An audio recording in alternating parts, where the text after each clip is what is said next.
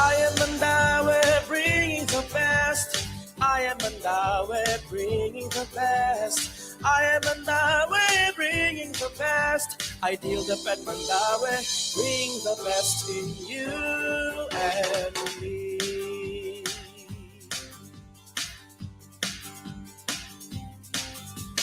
Pride of the new generation, education gid ang atong unahon.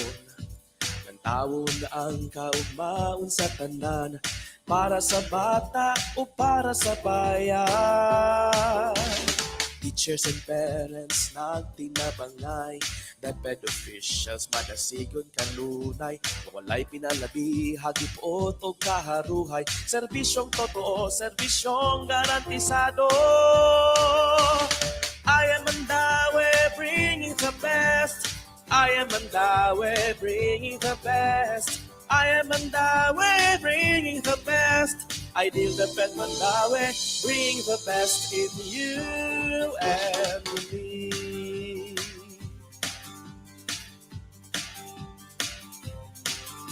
Kuyog na ta, apil na ta, ideal kitang tanan. We localized, we digitized, tanan giartiman.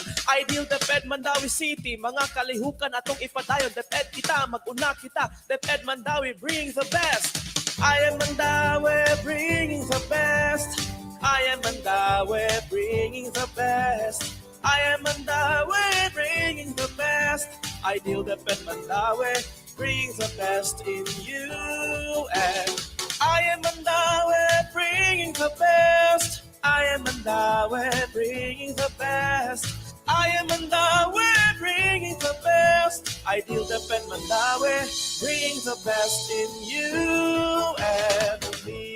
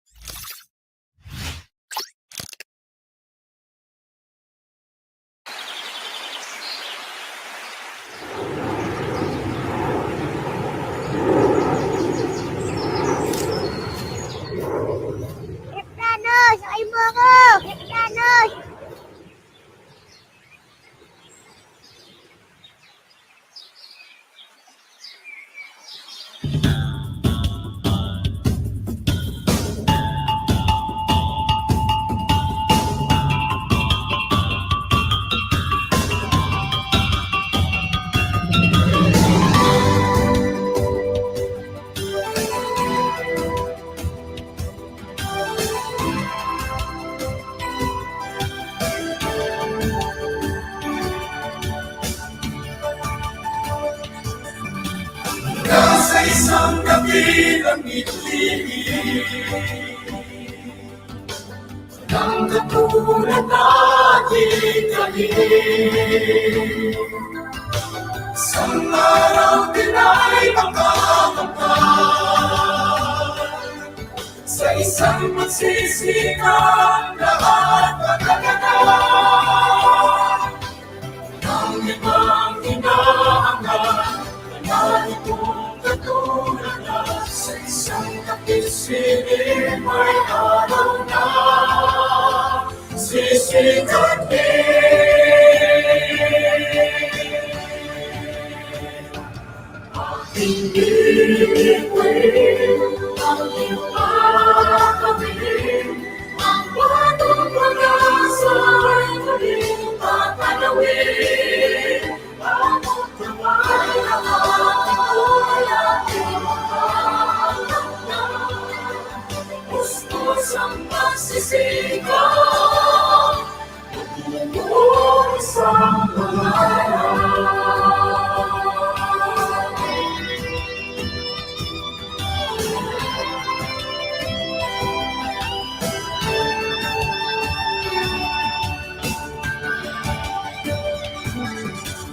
Sa isang bata may munting piling, ibig nais niyang iparimig.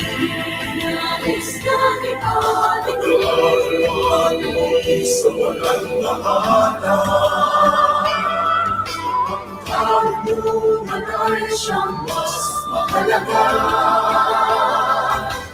Nang ibang hinahanap. Kahit kung katulad sa isang kapisilip ay araw na stay sweet and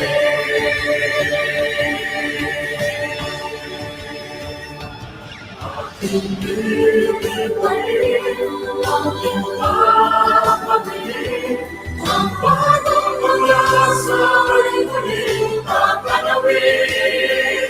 Amot naman at ako'y aking makakatnan.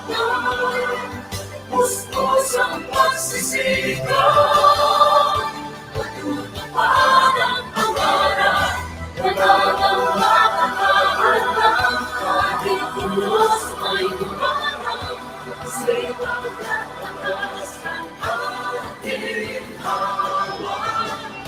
Labis ng ating paglawan, patunay na hinahanap.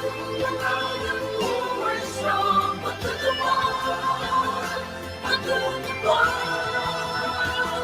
Halina't makinig sa akin, tamang kabalaran ang kahihinatnan natin. Bumukas sa iyong isipan, tagumpay ng tatahakin. Isang pangarap na lubos, landas na iyong pagtutunguhan. Pangat na inaasam, di mapipigil ni Numan.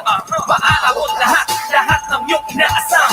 Kasipagan ng sagot, salat ka man sa kayamanan. Buksan ang pahina ng mga aklat ng karunungan. Edukasyon ating kailangan, kamamangan ating iwanan. Please!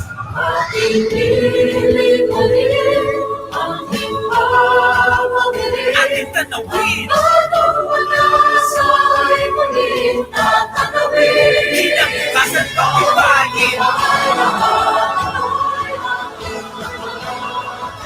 Pilitin mo gawin, Pustos ang pagsisigaw, pag-asa ay yakapin.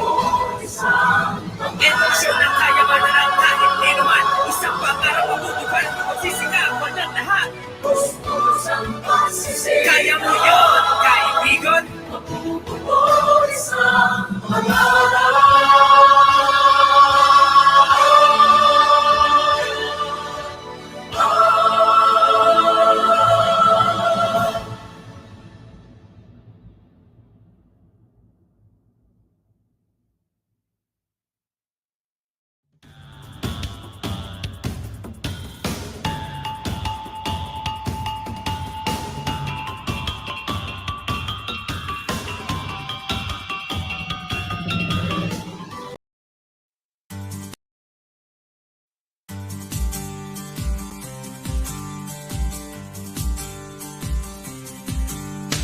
I am Mandawi, bringing the best. I am Mandawi, bringing the best. I am Mandawi, bringing the best. Ideal DepEd Mandawi, bring the best in you and me.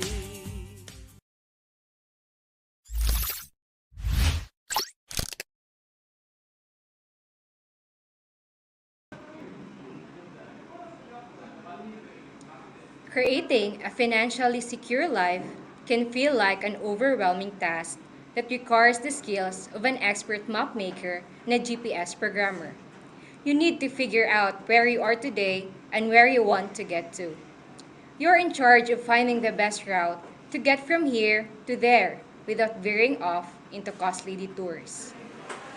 To our school's Division Superintendent, Dr. Nympha D. Bongo, Assistant Schools Division Superintendent, Dr. Leia B. Apaw, CID Chief, Dr. Jaime P. Roylan, SJOD Chief, Dr. Adeline C. Luarez, Division Admin Officer, Dr. Edgar C. Espina Jr., our Legal Officer, Attorney Marinel D. Oro, Education Program Supervisors, Public School District Supervisors, School Heads, Teachers, Students, non-teaching personnel, friends, ladies and gentlemen, a pleasant afternoon. With the current price hikes of oil firms in the city, rising gasoline prices during the start of the year, each one of us is alarmed. And as one of the other factors, our budget plans have changed drastically.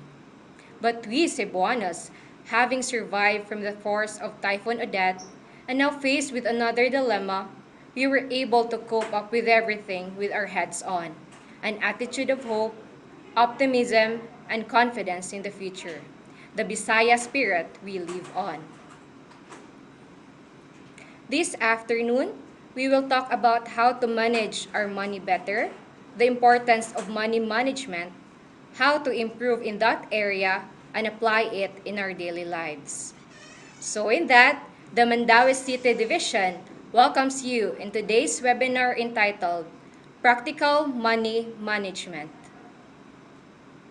To formally start, may I invite everyone to stand as we invoke God's blessings and remain standing for the singing of the Philippine National Anthem and regional hymn to be followed with the Mandawi Among Dakbayan.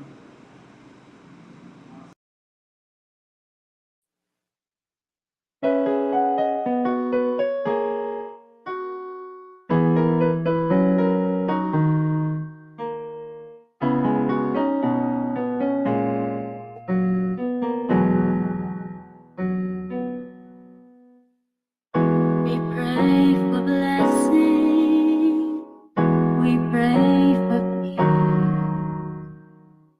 comfort for family, protection while we sleep. We pray for healing, for prosperity. We pray for your mighty hand to ease our suffering. All the while you hear his broken need. Your love is way too much to give us less a thing. What if your blessings come through raindrops? What if your healing comes through tears?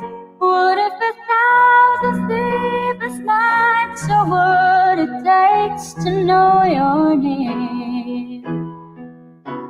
What if none of this life, all your mercies in the sky?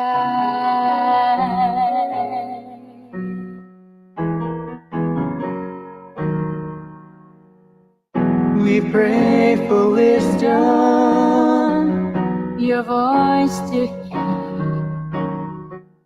we cry In anger when we cannot feel you near. We doubt your goodness, we doubt your love, as if every promise of your word is not enough. all the while you hear each desperate plea. Long have we had faith to believe. 'Cause what if your blessings come through raindrops? What if your healing comes through tears? What if 1,000 sleepless nights are what it takes to know your name? What if just of this life, all your mercies in the sky? When friends betray us, When darkness seems to and we know despair reminds this heart that this is not our home. It's not a home.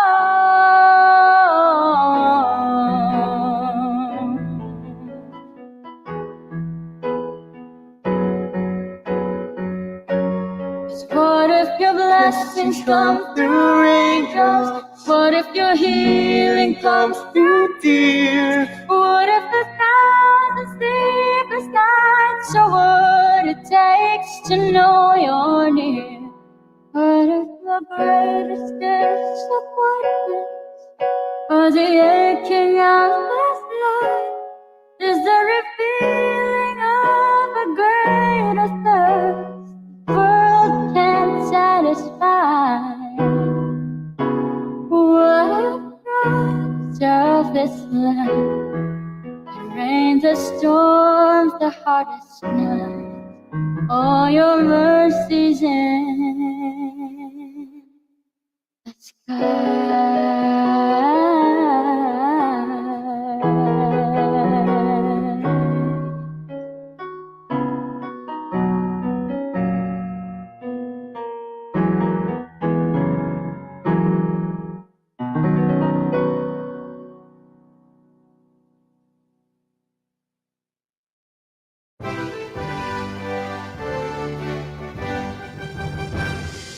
Bayang magiging sa silangan, harap ng puso, sa dibdib mo'y buhay. Lupang inigang, tuyatan ng makikip, sa manlulungin, di ka masisiyan, sa nagkakap ng Diyos sa sinuyan, sa langit mong baka, ay iyak ang ulat, awit sa paglayang minamahal, ang isang kang magkawat ng kay nanatili, ang bituin at araw niyang kanyang kamay din ang ibig, lupa ng araw-araw, ating pasinta, buhay ang langit sa piling mo. Pagligaya na kapay magkakapit, ang umatay ng langit sa'yo.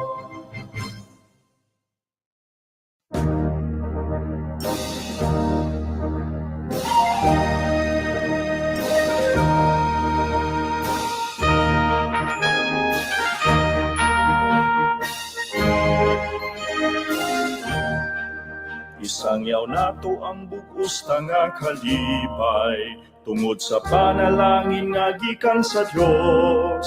Kinadan-agan tas kahayag kabilihon, kangit-ngiti pulihan sa kahibalo.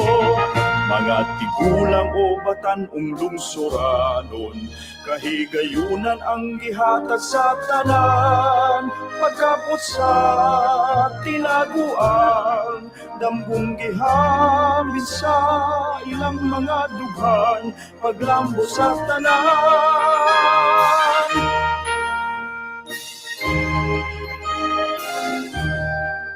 Ang atong kagamhanan may dakong tinguha, sa kalikunan sa nasudnon tanghiyas. Ginagukod ang nagtinguhag kalaglagan, batanon giampingan gipananipdan. Ug ang tanang mamumuo giayudahan, gitun-an sa pagtugang sa ilang abot. Pagkapot sa kaharuhay, upamuyong luwas sa tumang kalisod, usap na ang tanan.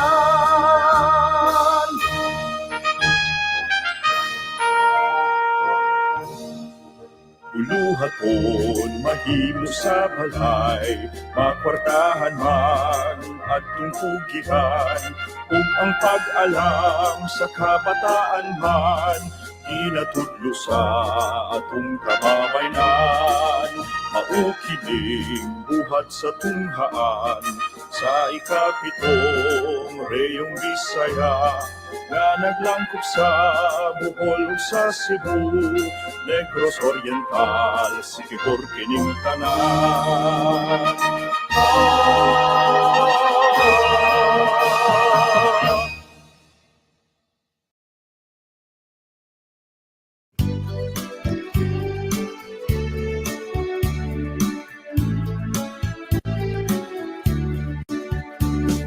Mandawi ang among dakbayan, garbo alang sa tanan. Naghulagway sa kalampusan, pasalig nga natuman. Ang katahong o kadungganan, hiyas nga giampingan. Ang dapit sa kahimayaan, angay nga panig-ingnan. Pagkatamis nga litukon, sa ngalan mong madanihon. Bituon kang masilakon,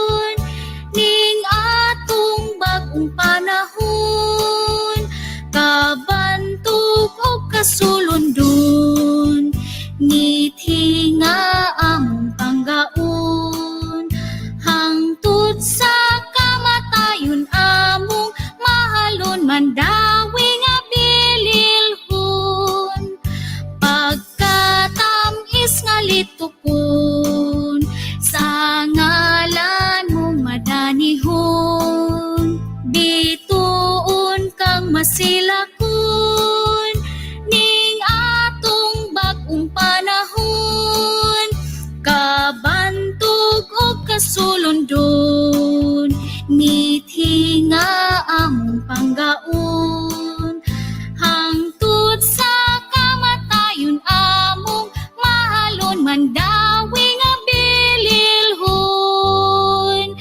bililhon.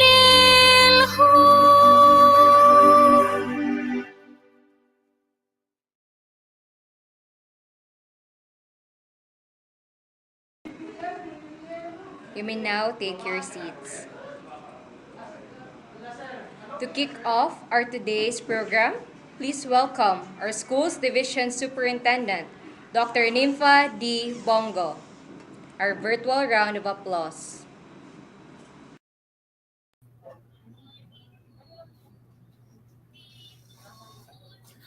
Hello, good afternoon, everyone.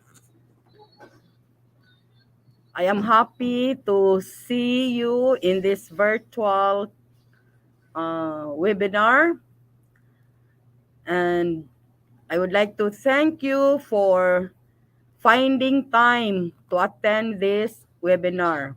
And I would like also to thank Attorney Marinel Oro and the rest of her staff for coming up with this very important webinar on practical money management, which is very important in our lives. So we need to manage our finances effectively, especially during this time of difficulty. We are all aware that we are in these difficult times and we need money to survive, and we also need to save money in order that we can continue surviving in this difficult world. So with our webinar this afternoon, I know that we can, and I am sure that we can gain knowledge which will help us manage our finances. And in the future, we can achieve financial freedom. So at this point, in behalf of the office, I would like to welcome everyone to this webinar on practical money management. So enjoy and be productive. Thank you, God bless, and keep safe always.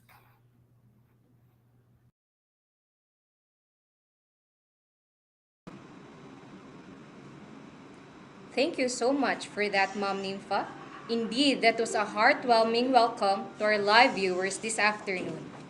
And to acknowledge some of our participants here in the virtual room, kindly comment down below your current account balance. Just kidding. Seriously, just comment down the hashtag PeraPeraG with your nickname and school where you are assigned. Ang tanan na mo comment kay magrasyahan og financial blessings. So keep the comments going. So we have here from Ethel Lombab Carbo. Good afternoon. From Cristel Marimon. Good afternoon. Watching from Basak Elementary School. We have Marilyn Bacolod. Good afternoon, everyone. Watching from Basak Elementary School. We have from Angelica Colinares. Good afternoon. Angelica Colinares, 10, Gaza from Labangon National High School.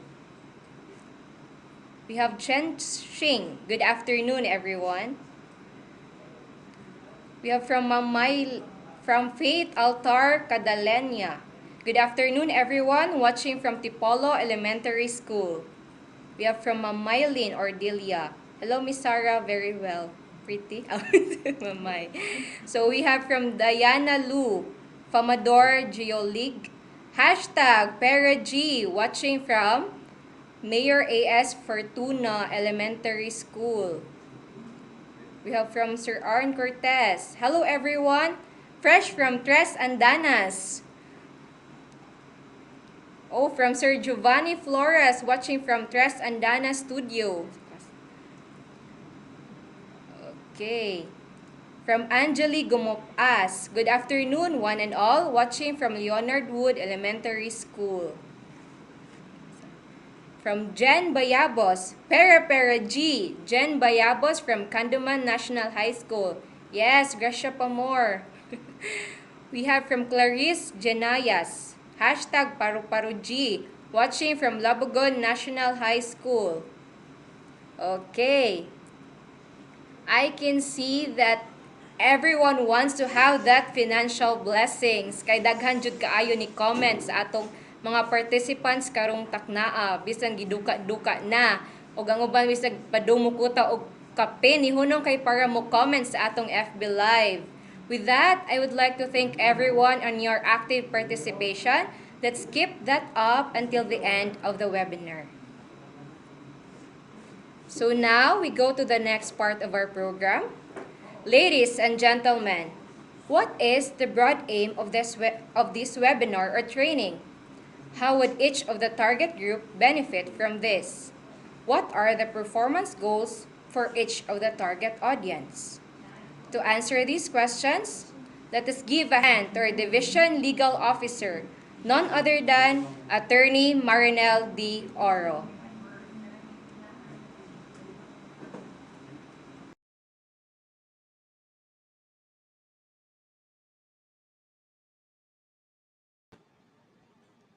Hello, good afternoon to everyone, to all our teachers, non-teaching personnel from the Department of Education, Schools Division of Mandaue City. Maayong hapon kaninyong tanan, and thank you for participating and attending our Women's Month webinar entitled Practical Money Management.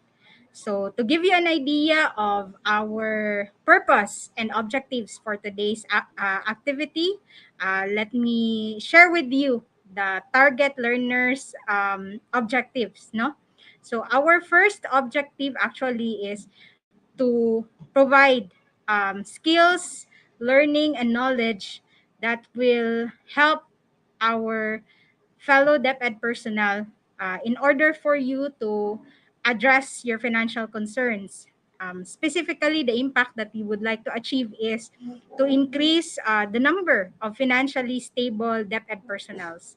Second, on the organizational outcome side, we would like to be more focused and effective personnel. So we would like you to be more focused and effective personnel in the delivery of your tasks.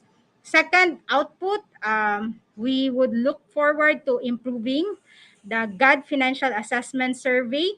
Some of you may have noticed or participated the GAD Financial Survey that we conducted this year, and hopefully after you attended today's webinar, you are already able to answer positively those questions that are in our survey.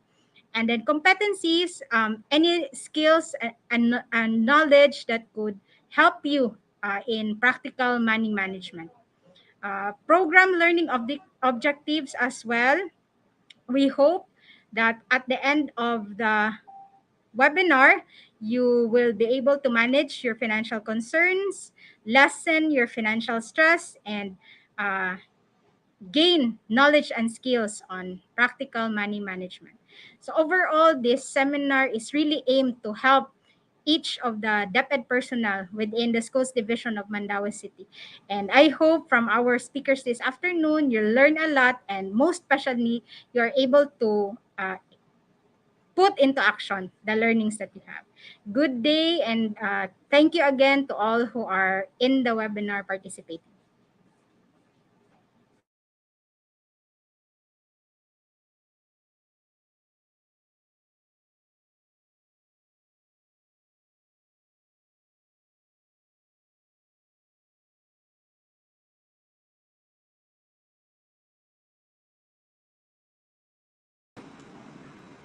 Thank you for that, attorney. And now it's time to shake off the stress in your body and celebrate the goodness of life. Tap someone beside you or behind you and tell him or her to be your temporary partner. Let's all stand up and dance till you drop.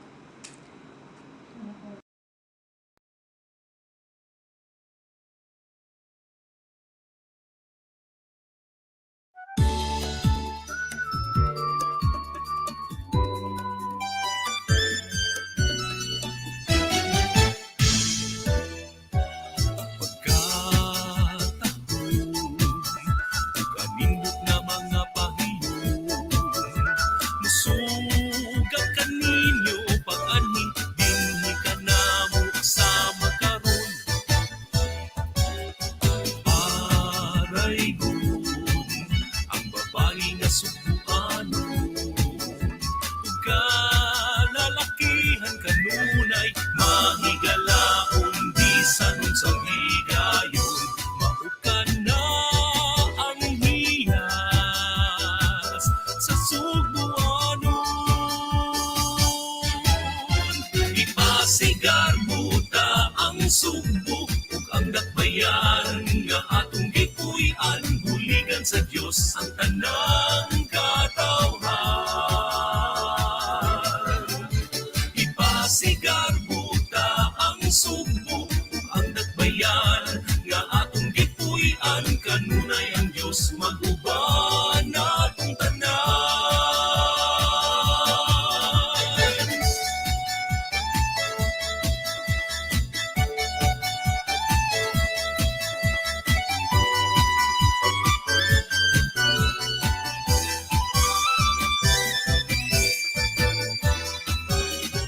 Gamtamon, puting bala sa baybayon, limpyong kalikupan mo agnit, natong tanan nagunta himpit nga mahigog masayuta nga sugbuanon. Ipasigar mo ta ang sugbo ug ang dakbayan nga atong gipuy-an, buligan sa Dios ang tanang katawhan. Ipasigar mo ta ang sugbo ug ang dakbayan nga atong gipuy-an, kanunay ang Dios mag-uban natong tanan. Ipasigar mo ta ang sugbo ug ang dakbayan nga atong gipuy-an, buligan sa Dios ang tanang katawhan. Ipasigar mo ta ang sugbo ug ang dakbayan nga atong gipuy-an, kanunay ang Dios mag-uban natong tanan. Natong tanan. Natong tanan.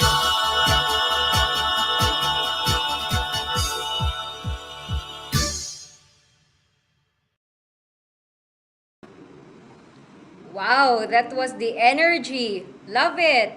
Go tell your partner na tigumon to tanang singot niya kay maotoy mo hatag niyag #financial blessings. So I know how everyone is so excited to hear some financial wisdom from our two great speakers karong hapuna.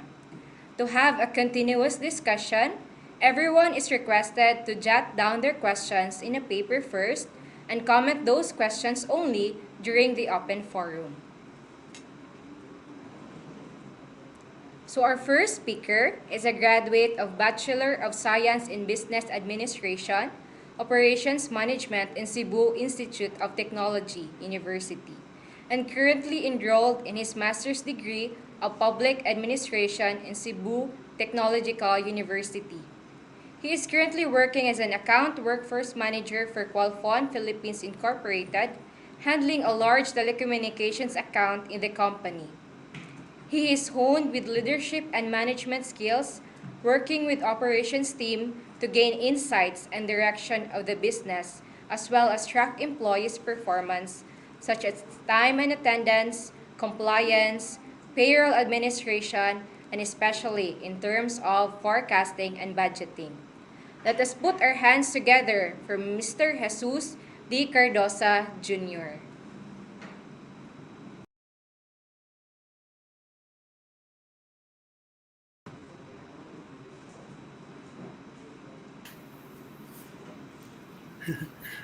Hi everyone, good morning.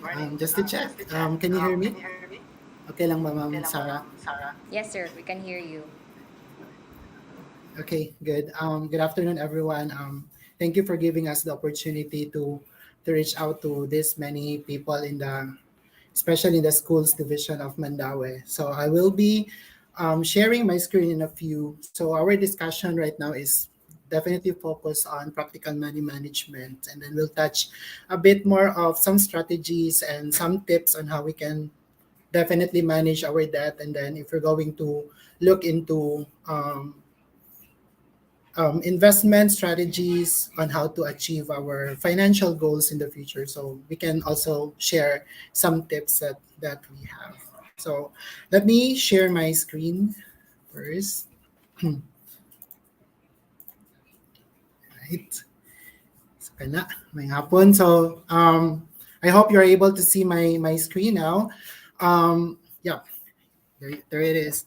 So basically, ang atong discussion karon will not be since this is a financial topic or financial literacy topic, it's not going to just target specific people or specific profession, but it's going to target everyone. Even siguro if we have someone with us watching bisan dili teachers or bisan dili part of the schools division of Mandaue, part of our household, they should be able to get some insights as well, because in this in financial management, it's a journey. So we journey not only with ourselves, but we also journey with our loved ones. No, so it's not going to resolve all our issues in the next two hours discussion or 1 hour and a half discussion about practical money management. But since this is a journey, so dapat continuous ang ato ang learning. So, kumusta ta karon? I know it's very hot in the Philippines right now. Taas kayo ang temperature. So, hopefully everyone is good and having a cool room and having some refreshment. So, we'll try our best to answer your questions or inquiries later on. Just keep it, hold it lang muna, langsa, and then we'll have to answer it later on. Right. So once again, I'd like to welcome everyone to our session this afternoon. It's called the Practical Money Management. So actually, ang tibok jud ani nga title is Practical Money Management and Investment Strategies. And then we have side bits about debt management and how are we going to help ourselves get out of debt trap, right? If we are already in the debt trap. All right. So why do we need to teach financial literacy? So there are a lot of reasons why we need to do that. Number one is the rule of money is changing. Number two, lack of financial education. People live longer today. Do you agree? So actually, karon medyo ang life expectancy is already higher versus many decades ago. Then people spend faster today. Then high cost of living. I know everyone agrees sa point number 5, because even our gasoline nag-spike na sa ang prices, right? So the role of money is changing. I am referring to the deposit rate that we have. So I know every one of you here has a bank account, but are we actually checking how much our interest rate if not a savings account sa banko, right? So I think if we're going to check on it, if you have a savings account currently, we are gaining interest of less than 1% per annum. But if you're going to check on the graph around 1984 or 1980s, the interest rate in the bank is about 20%. So it's good to to put all our money in the bank because our interest rate sa atong kwarta dito is actually higher compared to what we are having right now. So I'm not telling that banks are bad. They actually serve a purpose in the financial industry. But if you're going to think about saving your money or your let's say your savings for the future, you need to look for a better or a higher interest rate facilities para while waiting for the money to grow, at least dako ang atong interest rate, right?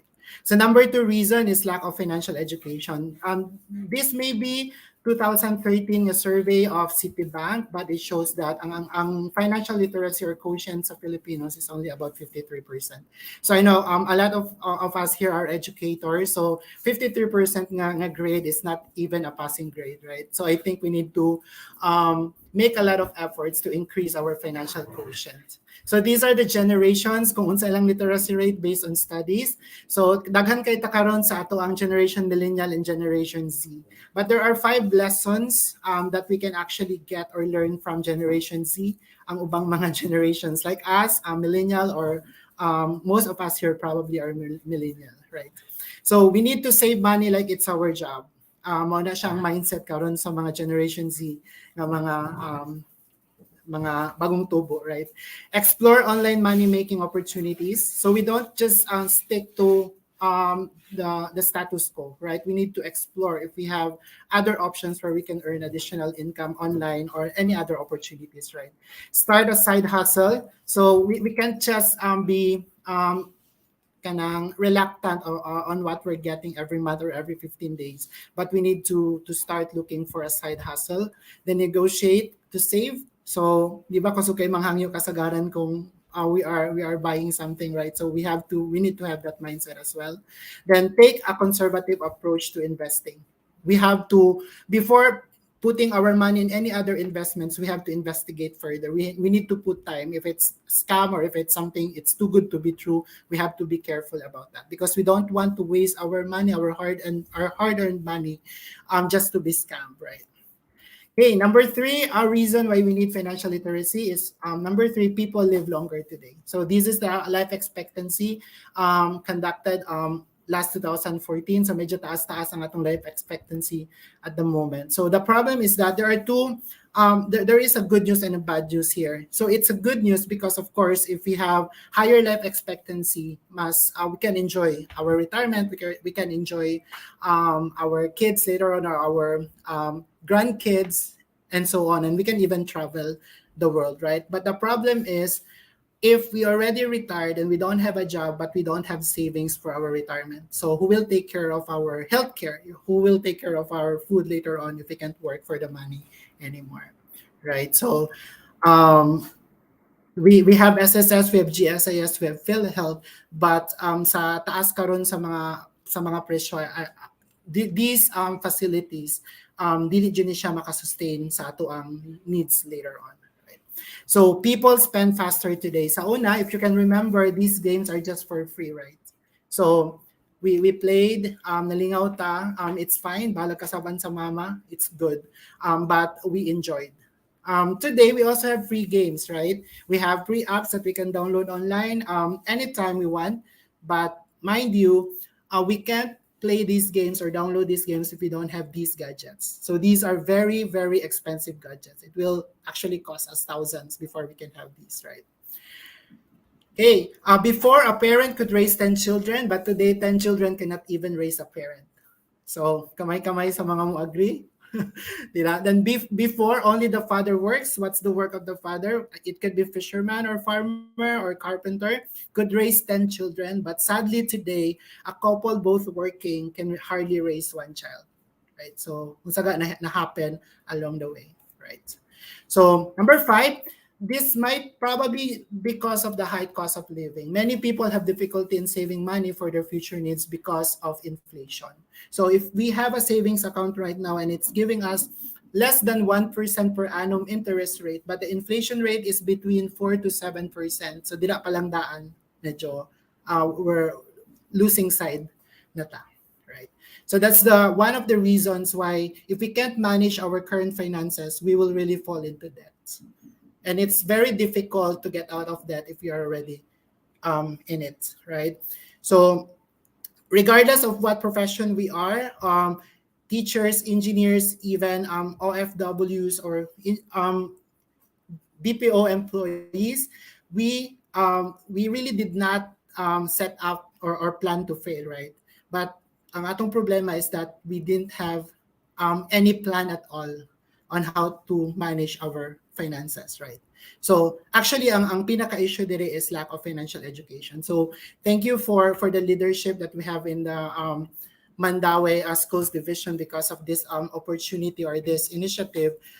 We can probably try to look into what are the opportunities that we can get, and we can definitely start with financial literacy. So it doesn't stop learning or it doesn't stop in the concept. So I know for it's not going to be if we learn this for an hour or two and then all the problems that we have financially will be gone. No, it doesn't work that way. So it requires a lot of things that includes, of course, the discipline and execution of what we've learned. So di naman ang difficult. So we have the concepts, but the difficult part would be the execution part. Right. All right. So according to Robert Kiyosaki, money without financial intelligence is money soon gone. So if we don't plan kung asa pa dong atong kwarta, automatically, we will only realize that the money that we receive for our payouts, nahulot na dahil siya few days pa lang. Right. So this is somewhat like a plane of life. So this is DOB, date of birth. So this, let's say, ang ato ang birth year is 1984. So karon we let's say outdated na siya, no? So 1984, 37. This is me, 37 years old na ang person. So those time would be the learning years. So the time when we are 1 year old until 30-year-old, mo to ato ang learning years, right? But the moment that we are in our 30s until 60s, those are our working years. So on our learning years, we can get a lot of education, mag-eskwela tayo, etc. Then we enjoy, right? But when we reach 30 to 60, dapat we have to work to put up for our retirement later on. So kanang 60 dira unsa ni siyang BFYB. This is if you have a choice to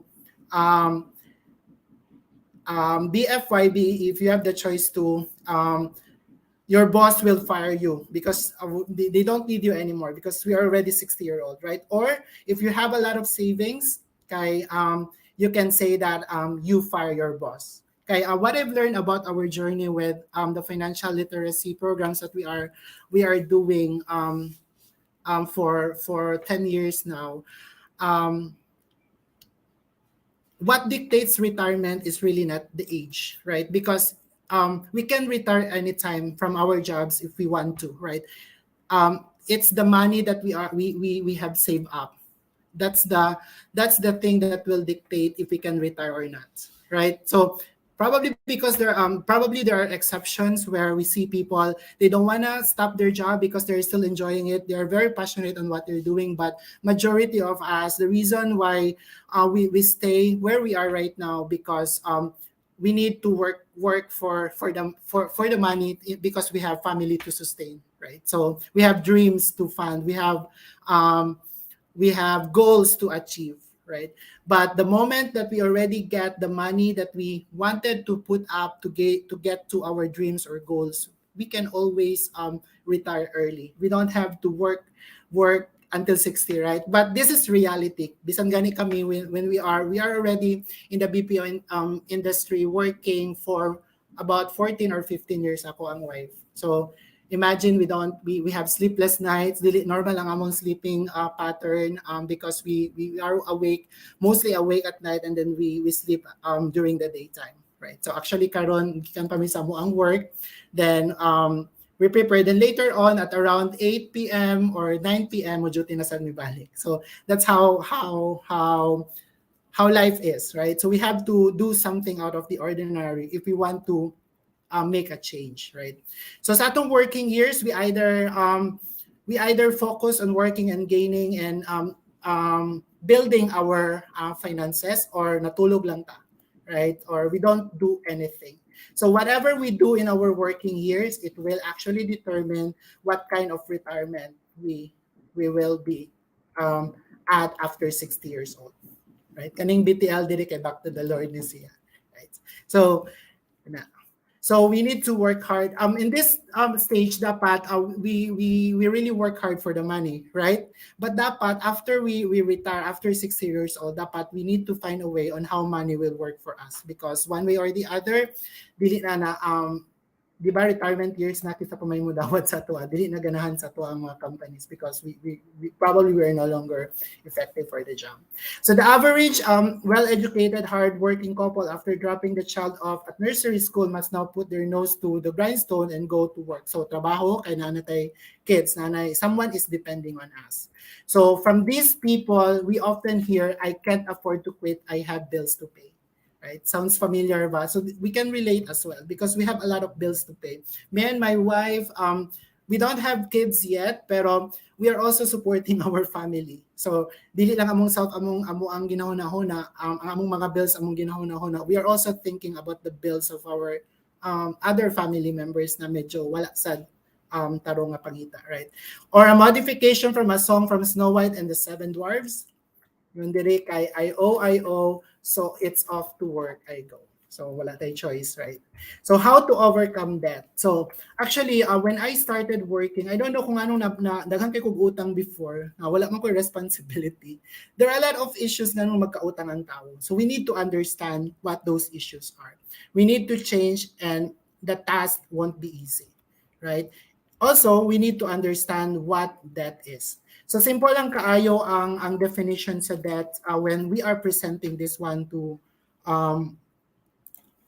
our let's say when we do some trainings or when we do some financial literacy campaign, even through to graduating students, high school students, right? So that can be beneficial if you're responsible in handling it. If not, that can be your worst nightmare.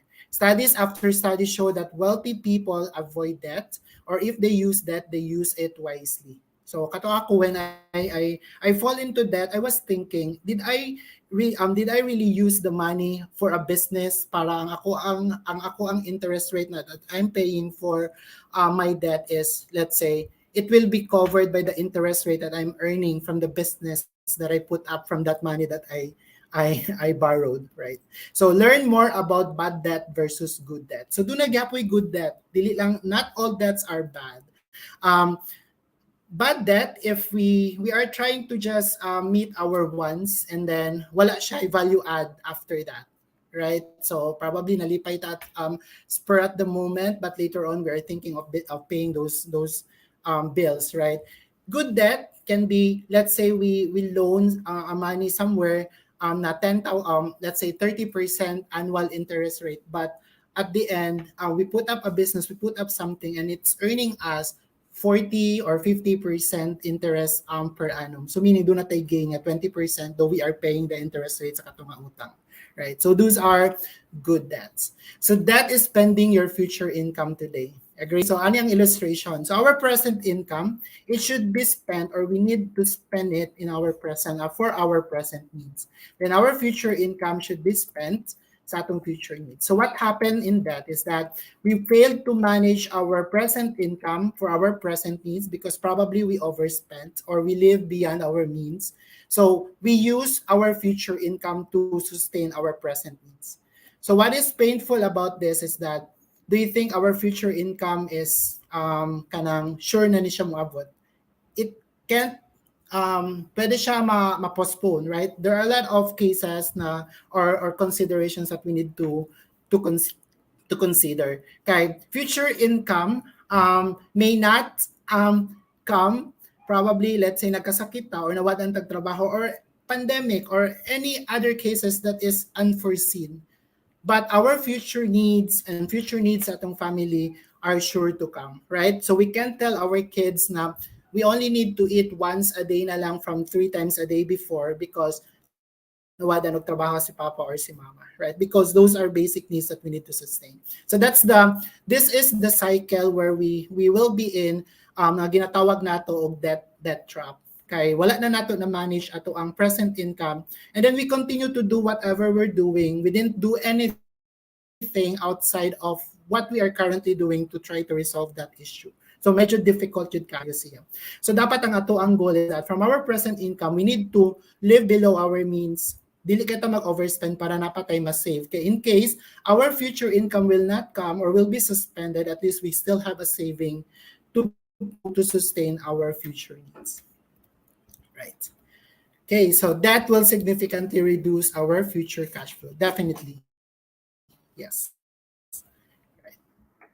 Okay, so why financial crisis is everywhere? Why is the US problem? Dili lang ni siya sa Filipinos, debt, mga utang or financial crisis or issues, it doesn't kanang choose any race, any nationality, right? So, of course, we need to focus sa ato ang family. We need to focus sa ato ang friends, sa ato ang selves, right? So, what is our problem, or what is your problem?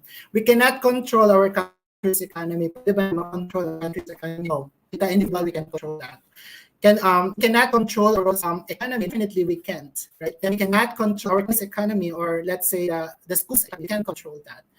But what we can control is our own economy, right? Meaning, sa ba ng economy, kasagaran no, kaya sa ba ng economy. So we want to be complicated about that. So it's just our spending habit, right? So if we don't wanna look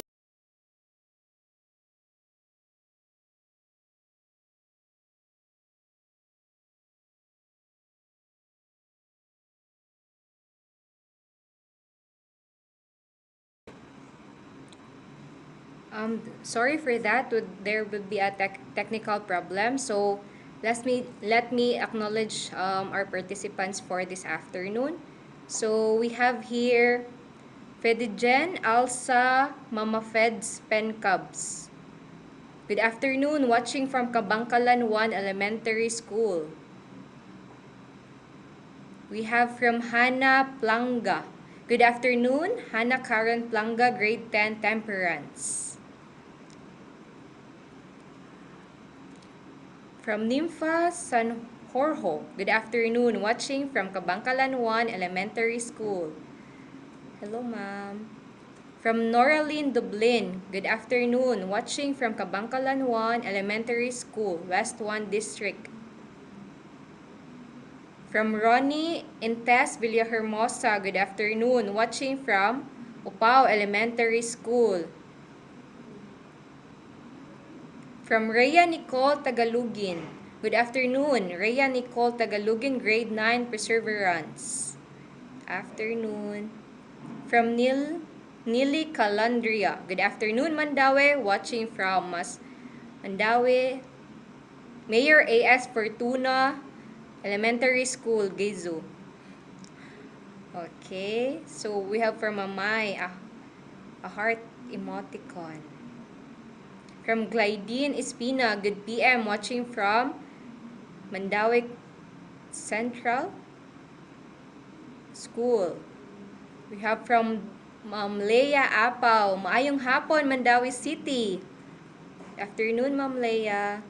We have from Bernardino Sarona. Good afternoon to all. I'm watching here from Basak Elementary School. Okay, so Sir Jess is already here.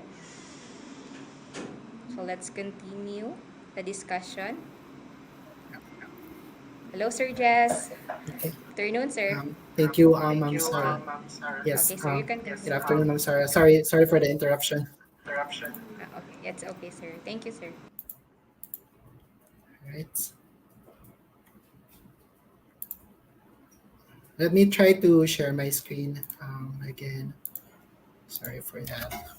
Yeah, as what I'm saying earlier, I heard Attorney Marinel mention about the purpose of having these financial literacy programs or session for our school division in Mandawi. Of course, we wanted for everyone to be, let's say, financially stable or financially not stressed financially, right? Of course, it can actually affect productivity later on. It is also a reality with BPO sa amo ang work environment. So bisan asa siguro regardless of the industry. So once the employee is already stressed out with these stuff, it can also lead to affecting their productivity at work. So if we are unproductive at work, it can actually impact later on our capability to earn money, right? Because we can be sanctioned, we can be terminated, etc. So kana siya ripple effect, right? So control that or else that will control you. If you cannot control that, your income is useless. Don't let a mountain of debt turn your sweet life sour. So some types of debt. So daghan kay mga klase-klase nga debt na we need to know. So na credit card, cash loans, credit cards, personal loan, car, home loan, etc. So actually we also have these loans currently because di man sad mi ka-afford dayon og balay, no? So we have pag-ibig loans, etc. So we also have some personal loans. We also have credit cards. So these loans are not 100% evil jud siya kung ato jud siyang tan-awon, but we also need to ang ato lang jud kinahanglan from ourselves in order for us not to be trapped in the debt trap. Kay dapat we know how to manage and at least kabaluta how these loans or interest rates work. So later on, siya mga tips that we can look into, right? To eliminate debt, start knowing the root cause of the problem, know why people fall into heavy debt, or know why we ourselves fall into heavy debt. So these are the things that we identified. Number one is because probably spend more than what we earn, right? Living beyond our means. So actually karon nga panahon, dili na siya mo work ang living within your means. Dapat we need to live below our means. So for example, income minus expenses dapat ang ani atong formula, right? When we have income, we pay all our expenses. So whatever is left, we save. But this is not a recommended formula. Kaya nga nani mahitabo, what if we have an income but we exceed our expenses because we have lifestyle, etc. Nimo siya 35,000. So meaning ang 5,000 it's no longer savings. It is utang na siya.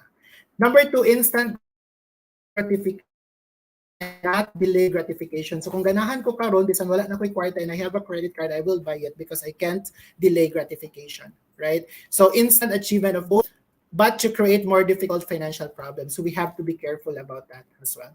Number three, choose fame over financial freedom. So kung unsang uso karon, we wanted to follow that. So nag-release bago ang mga top cellphone companies, so mga bago nga model every year, for example, and it's actually telling us to buy those. So if you cannot connected to delaying gratification, or if you want to be part of the trend, so of course we choose fame over our financial freedom, right? So ang mahulog ni they try to impress people, right?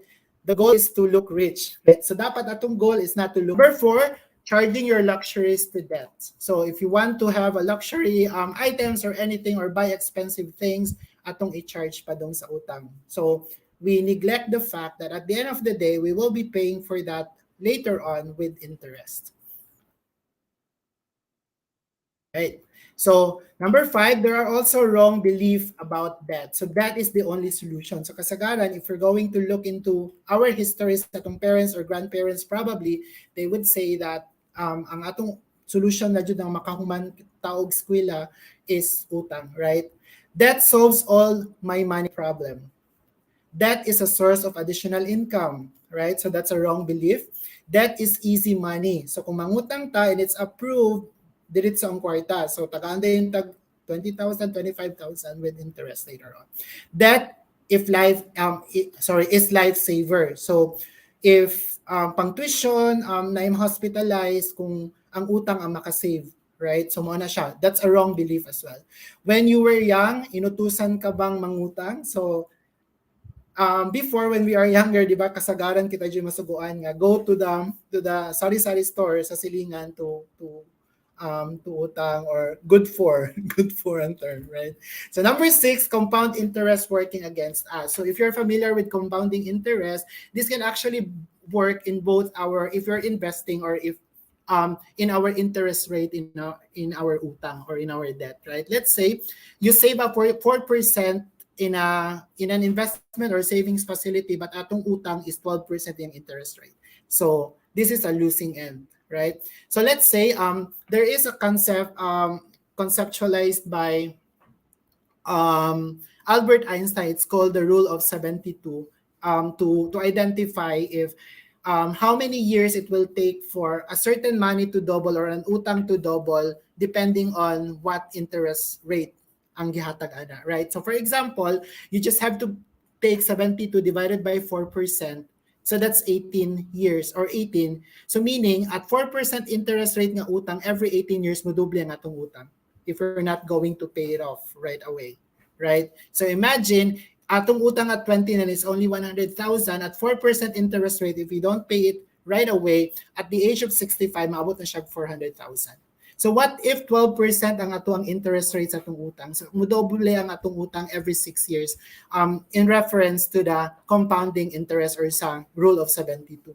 So at the age of 65, 100,000 lang supposedly ang atong kwarta pero tag 12% ang yung interest rate, that's already 6.4 million pesos.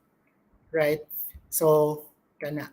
So the same as with our savings, let's say 4% lang atong savings, 400,000 lang atong na-save, pero ang ato ang utang kay 6.4 man, bisan ibayad pa nato ato ang savings tanan at 400,000, nagyapon tay utang nga 6 million pesos. Right?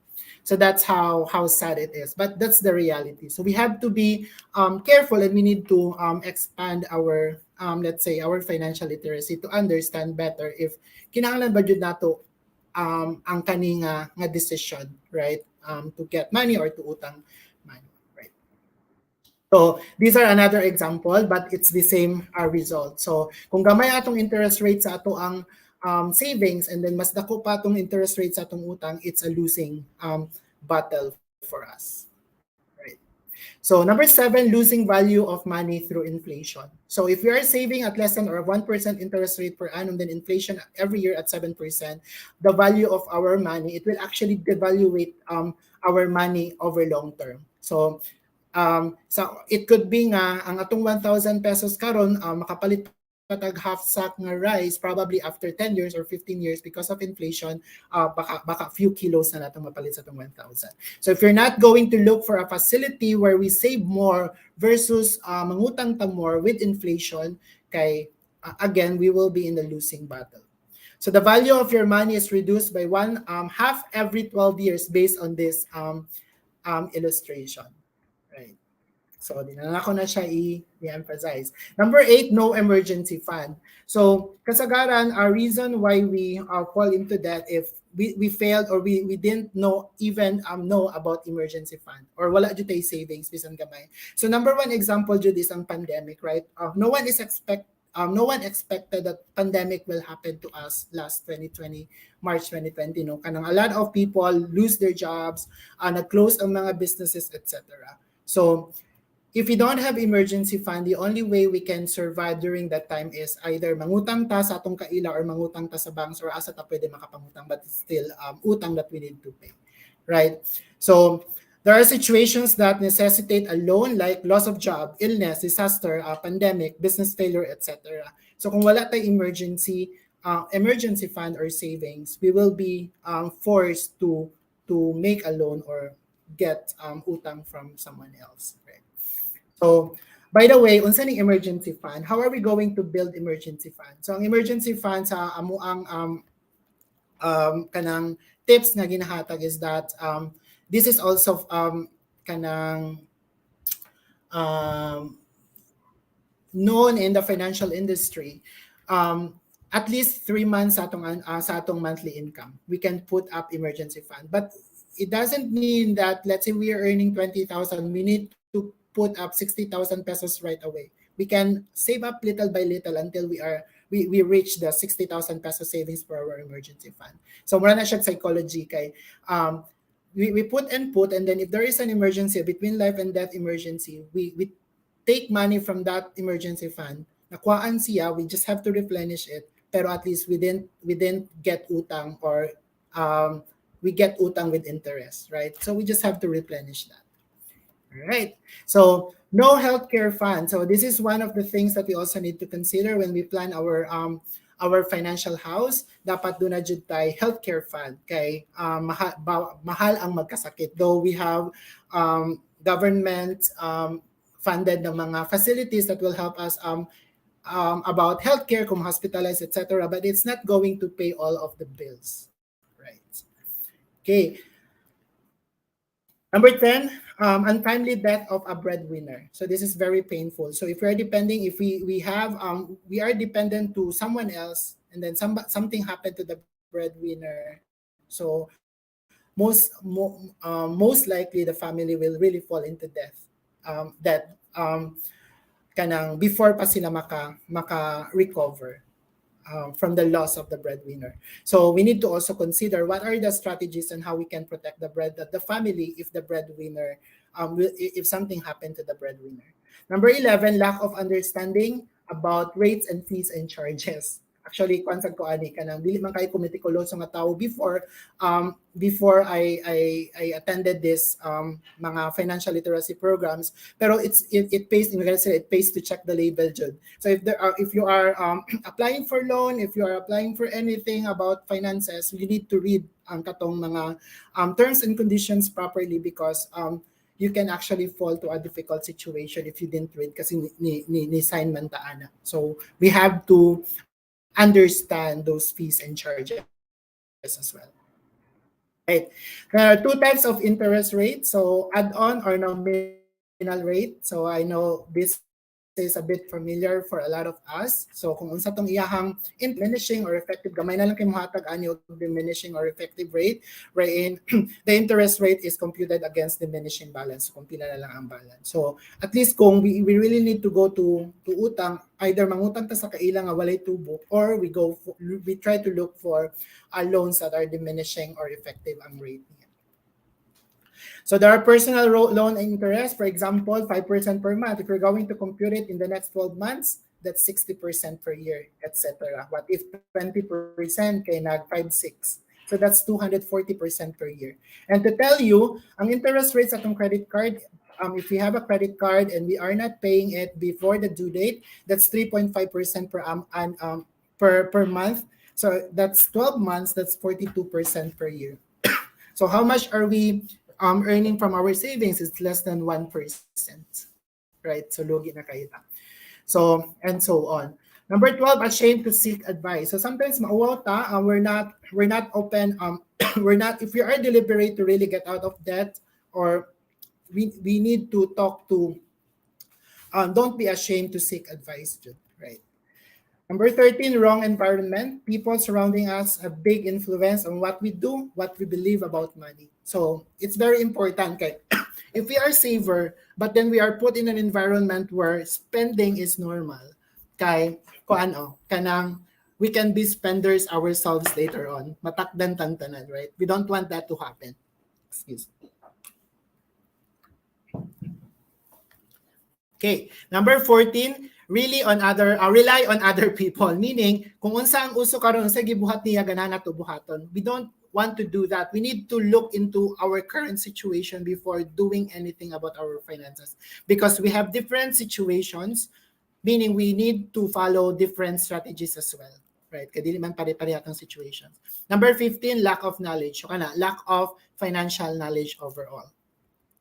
Lack of planning. We don't plan. We don't even plan we don't even have a plan few days or even a month before ang next natong sweldo, where to spend it, on how to spend it, but we just spend it once we get it, right? So we need to put a plan for that as well.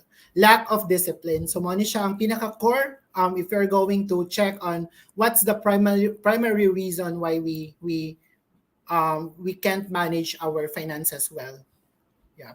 So daghan kayo taani na fall sa lack of discipline, right?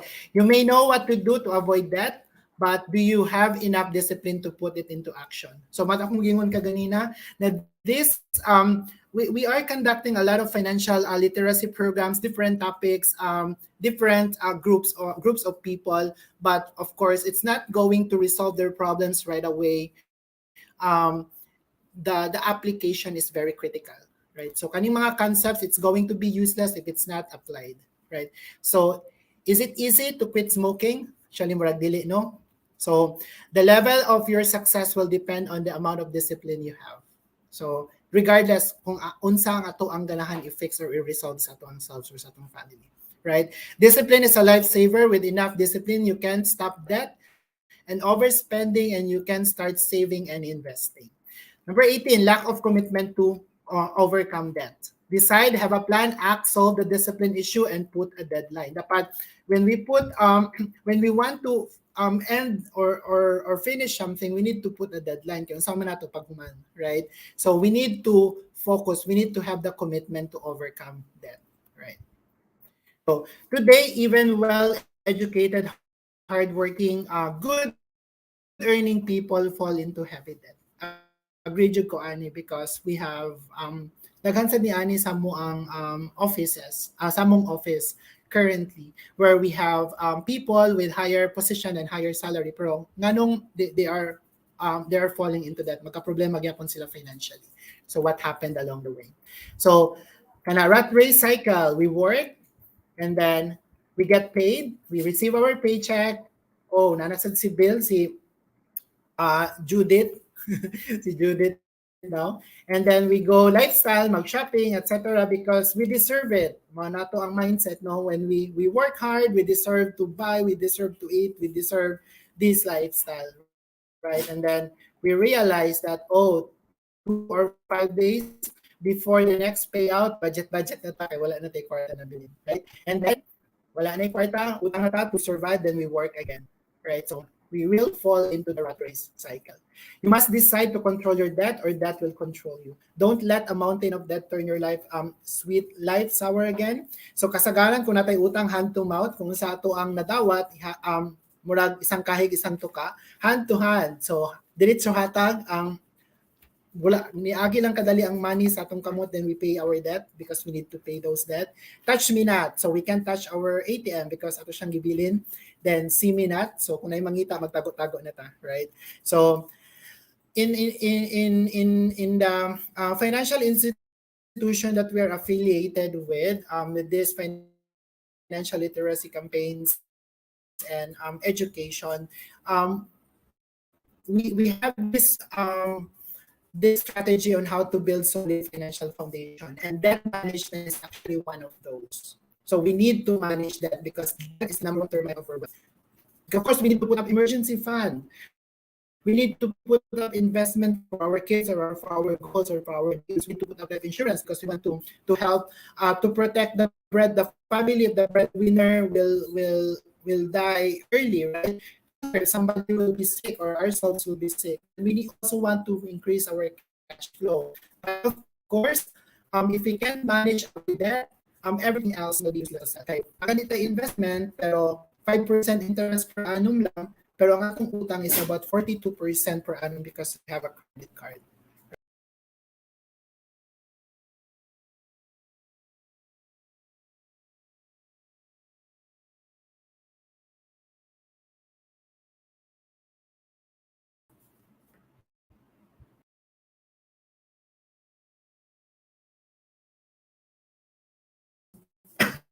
Investment. When we talk about savings and investment, people are getting afraid, right? But most of us are not afraid of falling into debt, right?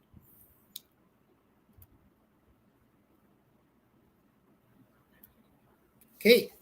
So if you can eliminate your debt, you can surely, if you can eliminate your debt now, you can surely build wealth. Right. So these are the practical steps to overcome debt. Number one, we need to increase our cash flow. So there are ways on how we can increase our cash flow. Number one is we need to use our expenses. We need to change our lifestyle to a simple lifestyle, operative lifestyle. Develop habit of living below your means. So imagine that siya, living below our needs. And then of course, if kulang din siya, if we want to deliberately end our debt, we also need to try to check if we can increase our income. If nobody's fair in order for us to increase our income, because honestly, kung this huge na, but our income is still the same, so it's impossible for us to pay that debt anymore. Regardless if we cut everything, we cut all our expenses, but it's not going to be enough. So we need to go to the next way to increase our cash flow. We need to look for a means on how to increase our income, right? Okay. Number two, we need to check your capacity to pay, right? So before you purchase anything, before you decide to buy something, we need to check if we can really afford it, right? So spend below your means, never spend more than what you earn. Very difficult, but you have no choice. So again, if you have an income minus expenses, that's savings. That's a wrong formula. We need to switch it to, we need to, from our income, we need to save first, and then we manage our expenses from whatever is left after savings, right? So kana at least natin mabilin, right? So there is a formula here that we suggest for happiness. So ang happiness daw, what you have over what you want, right? So unsa man ang imuhang what we want, sorry, what we have, our possessions, then our desires, what we want, right? So buta na to value, income and lifestyle. Let's say our income is 30,000, then our lifestyle is 40,000. So meaning atong happiness is only 75%. Right? So what if our income is 30,000 but our lifestyle is below our income? Our happiness is 150%. Right? So we choose. So everything here is a choice. So find all possible means where you could cut costs. So dapat yun ay makat kay if we have 1,000 pesos, I don't know if you already tried that. If you have 1,000 pesos, you withdraw it from your ATM or from the bank. Later on, we realized at the end of the day, wala na nabilin sa atong 1,000 and we can't even track kung asa ni adto ang ato ang kwarta ang atong 1,000, right? So there are a lot of things that we can look into kung asa jud ta nag-overspend. So we can cut soft drinks, bottled water, etc. There are a lot of things. Sometimes we have many cell phones, ang kitag-loadan but wala siya gamit, ma-expire na lang ang load, right? Then utilities, water bill, daghan kayo taog, we have Netflix, we have Vio, we have everything else, but we can't watch all of those movies at the same time, right? So maybe you can cut that, right? So kana, nagpa-hair rebond, nag-relax pagka next month, nag-rebond na sad, nag-straight, nag-curl, etc. So there are a lot of things na we can consider. Sometimes we normally go to, when we get our pay, we dine outside. We are spending 2,000, 3,000, 5,000 pesos. Pero we can also dine outside lang sa balay. Magsugba-sugba ta, it can only cost about 500 or 600 pesos, right? So there are a lot of things that we can cut. We need to sacrifice until our finances will be good, right? Dili man na siya forever, but it's a temporary sacrifice for the better good, right? So make your available time productive, right? So fast track debt payment until you're totally debt free. So sacrifice jud ang atong kinahanglan and discipline, right? So sa kadmisiya, my wife Irene will be showing you on how we can put up our own SALN.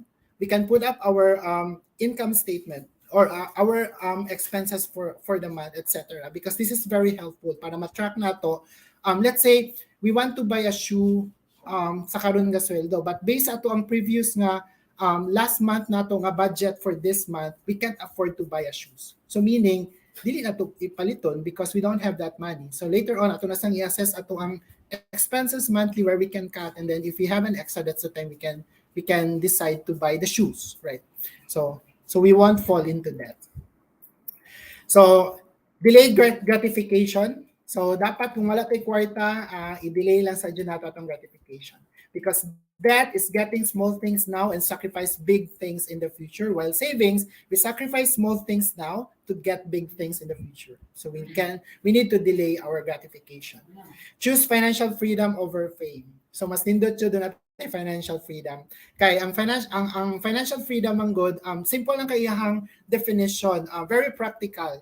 Kung nangaon ta sa restaurant, usually pag mutanaw ta sa menu, unsang inyohang side ginatanaw? Is it the left, nga column or ang right nga column? So usually ang right nga column because we are looking into the prices kung tagpila ang food. Though we wanted to eat kung sa tong naa diri sa left sa menu, but ang atong ginatanaw ang right and we see that we can't afford it, dili na to i-order. So ang pinakabarato dito is ang rice lang man, tag 50 pesos ang rice. So kato pinakabarato. So probably we will end up eating rice lang, right? So sa financial freedom, you don't need to really look into the right. So kung ganahan ka mo kaon ani nga menu, can just buy it because you have the financial freedom. So asa man ta financial freedom or fame nga temporary na kaayo. So again, the goal is to be rich, not to look rich, right? Number 4, change your belief about debt. So from debt is the only solution. Katong ganina itong i-discuss, debt solves all my money problem. That is a source of additional income. That is easy money. That is a lifesaver. We need to change it to never borrow down payment of any purchase, never borrow from high interest rate or lending institution, never make a loan unless for a real emergency. Right? Sometimes magod ang emergency kay nag-midnight sale si SM, then pila lang ka oras. So I have to get that because ang shoes nga akong ganahan or ang clothes nga akong ganahan kay from 1,000 pesos to 100 pesos na lang siya. But we don't have that money to buy that, right? So we need to ensure that we assess ang ato ang capability if we can really afford. Number 5, make compound interest work for you, not against you. So supposedly, ang ato ang savings, kung nangutang ta, mas dako atong utang, interest rate based sa atong savings. So, but this time, if we can turn it around, look for an investment facility where we can give, that can give us higher interest rate compared to what our utang is giving us, right? Or number, Kanisad, pay off your high interest debt. So this is one of the strategies that we are looking into or suggesting. So kung daghan na kayo taong list of mga bayro nun, we need to look for, kasagaran mo natong mentality, we pay for the least interest rate, ang katong pinakagamay. Then we neglect ang katong mga big interest rate. But in the financial planning, for debt management, we need to ensure that we are paying the high interest debt first. Okay, mauman siyang mas dali mo compound, right? So fast track your payment of high interest rate debts. So kana dapat atoa siyang paspasan o bayad ang katong taas o interest rate. So try an option to liquidate non-income producing assets. So kung doon natin mga gamit sa balay nga it's not even income generating, banang ginaingon is ang balay ba daw or ang car asset or liability. So dali lang kayo ng definition ana. A thing becomes an asset if it's putting money into your pocket, but it becomes a liability if it's taking out money from our pocket without putting anything in return. Right. Then consolidate debt and credit swap. So this is also one of the things that you can check. There are banks or financial institutions na palito nila atong utang, then makonsolidate na lang utang, and then we will be checking on kung unsaon na to siya pagbayad on a specific term para dili katag ang kung daghan na jud kay tag utang na accumulate over time. So this is another strategy that we can consider.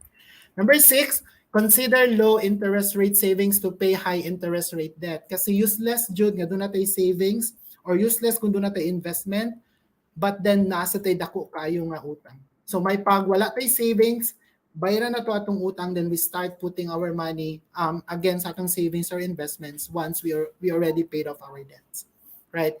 Then of course, number 8, create emergency fund, at least 3 times of our monthly income. Kami sa ako ang wife, for the past years, kay hinahinay lang sad kami nagbutang sa mong emergency fund para we build kay kuan man kanang it's very difficult, especially if kami duha we are working in the same company. What if something happened to the company nga asa mi nagtrabaho? So both of us will be jobless, right?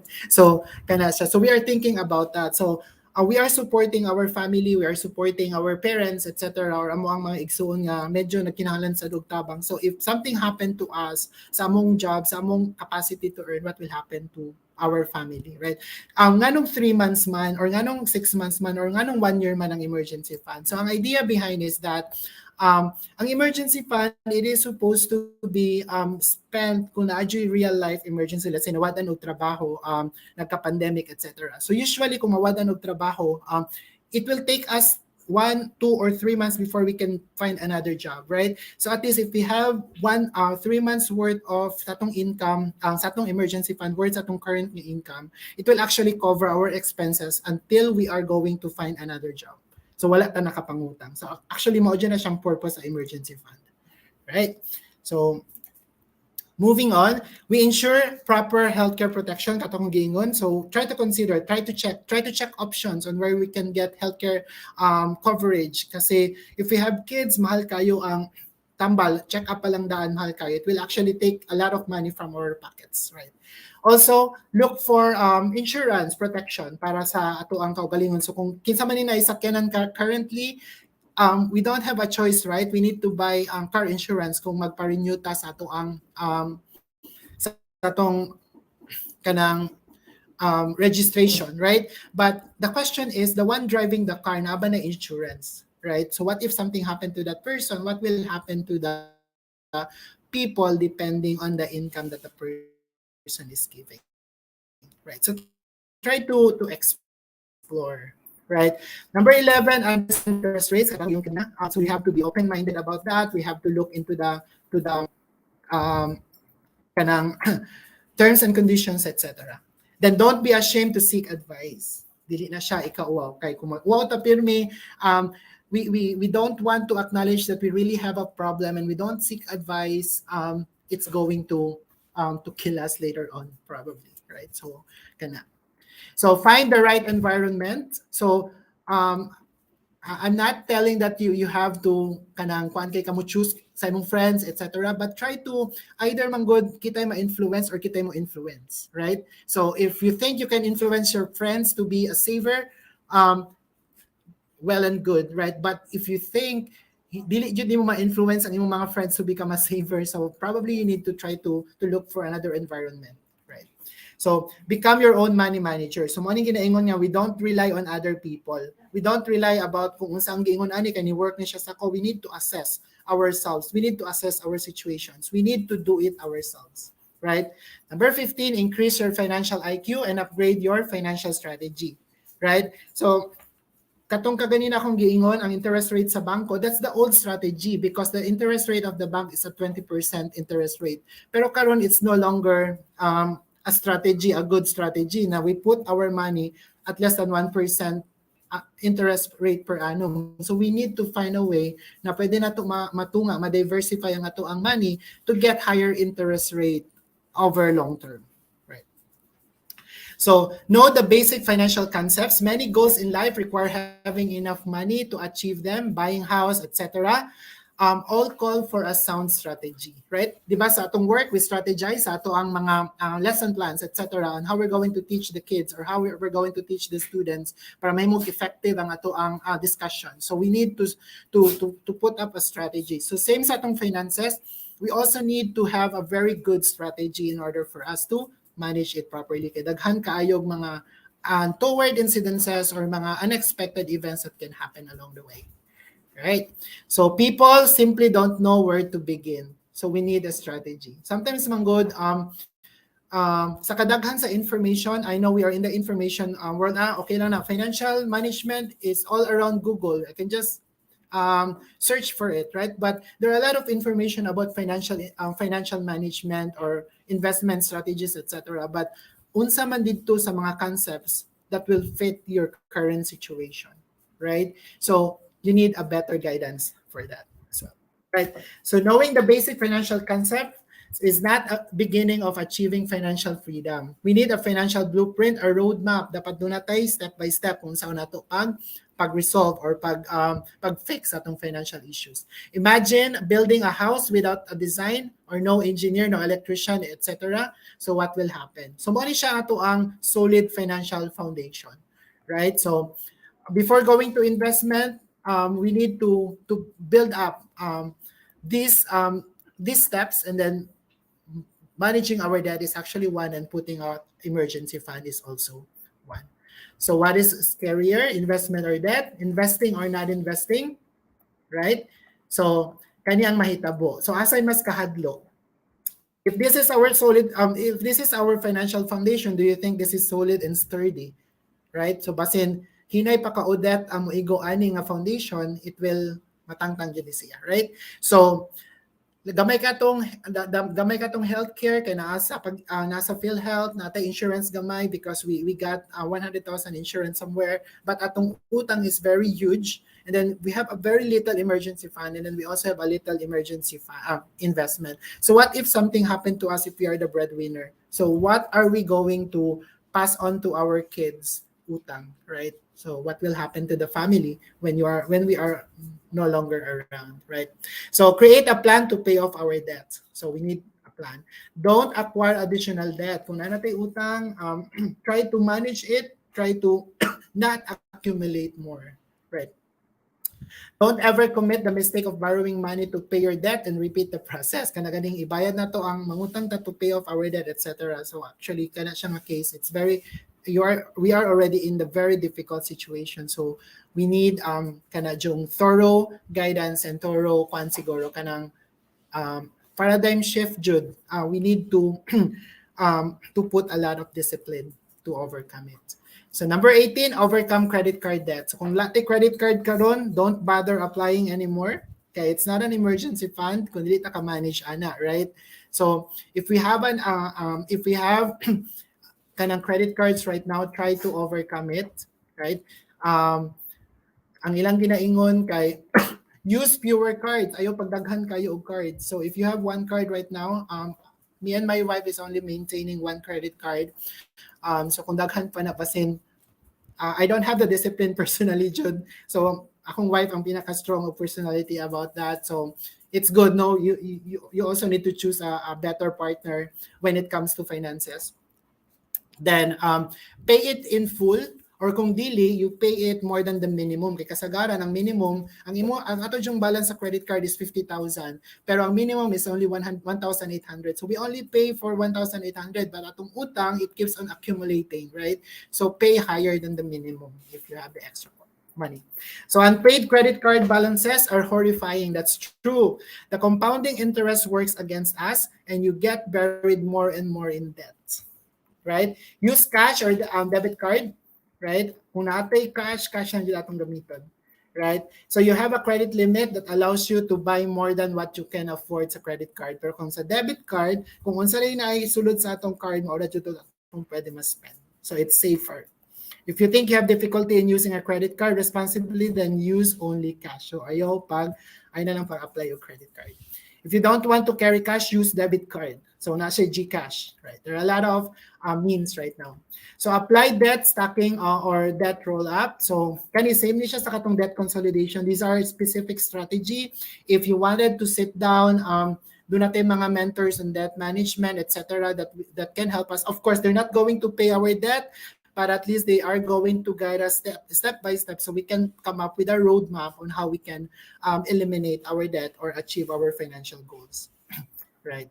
So 20, be committed to overcome your debt and solve the discipline issue, right? So kana jud kay kasagaran man good mangutang kay manganak ang asawa, etc. Pero manganak ang wife kay after 9 months pa man after nabuntis, right? So we still have 9 months to put up money for the delivery, right? So kung ang anak sa college education, pero it took pila man ka years before mag-college ang bata, di ba? 18 years or pila ka years, 16 years, right? So we still have enough time to put up money for that education. So I think it's more of discipline na part than dyan ang atong i-resolve on that case. Your debt don't just die with you. So meaning pwede din nato ma-pass on sa ato ang next generations kaluoy sad kayo ang mabilin. Right? So these are templates that we can actually use. So in this discussion, wala ni namo siya gi-appeal because we don't have a lot of time to do it. But definitely, these topics are part of the many financial literacy topics that we have in in the company where we are affiliated with. We will introduce it later on. So makabalusan mo kung asa may affiliated. So match your debt payments versus your income. Determine how much additional income you need to make to overcome your debt. So kana jud. Then determine how much additional income you need to make to fast track payment of your debt. Right? So fast track payment, pay more not less, never allow compound interest to work against you. So understand that paying off your debt takes time. It requires long-term discipline and patience. It takes years of financial execution and discipline. So execute Judta, whatever we've learned, we need to execute it with discipline, right? So life is a choice. What habit do you have? Saving or borrowing, increasing income or expenses? Develop a habit of increasing income, not increasing debt. Getting into heavy debt usually happen over long term, a time not overnight, right? So over long term na siya, wala na siya na overnight na hitabo, right? So it's a matter of cutting off and put ahead strong to stop that cycle. It takes time, a habit of doing the same thing over and over again. Yung pa si Albert Einstein, daw kanang doing things over and over and over, the same things over and over and over again, expecting different result. Mo doon ang definition sa crazy nga tao, right? So we don't want that to happen to us. Increasing or reducing weight takes time as well. So the same na siya sa ato ang finances, right? So let's develop a habit. Diba, sexy na kayo siya from being so fat, and then ay sexy because of a habit. So be committed to pay off your debt, for richer or for poorer, for better or for worse, in sickness and in health, till death do us part. Right? So be deliberate in paying off your debts. Don't do it casually or you will be a casualty. Right? If you can eliminate your debt, you can surely build wealth. Because if we still have utang nga bayra nato, don't wish for building our wealth yet. Let's resolve the issue first before we try to put up some investment or put up some savings. Right. So you can never be truly free until you are debt free. Right. So this is the part, my first part. I think Irene will be sharing to you the practical ways or the templates that we have to somewhat like plan for your monthly expenses and then your SALN, or where are you right now sa atong finances, para we would know what strategy we need to apply. Because once again, I said earlier that we have a lot of strategies available, we have a lot of concepts available, but not all those concepts will fit everything. No universal concepts. It will actually depends on what situation are we in. Right?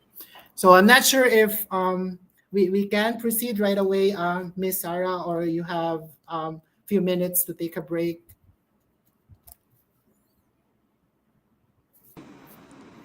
Thank you so much for that very informative discussion, Sir Jess.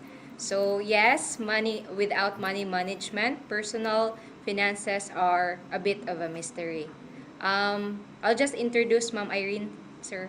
So reserve your questions, for we will welcome another speaker. She is currently working as an operations manager at Qualfon Philippines Incorporated and is affiliated with International Marketing Group, a senior marketing director and insurance underwriter. She spent the last decade of her professional career as a quality analyst, team leader, department head, and as a financial educator.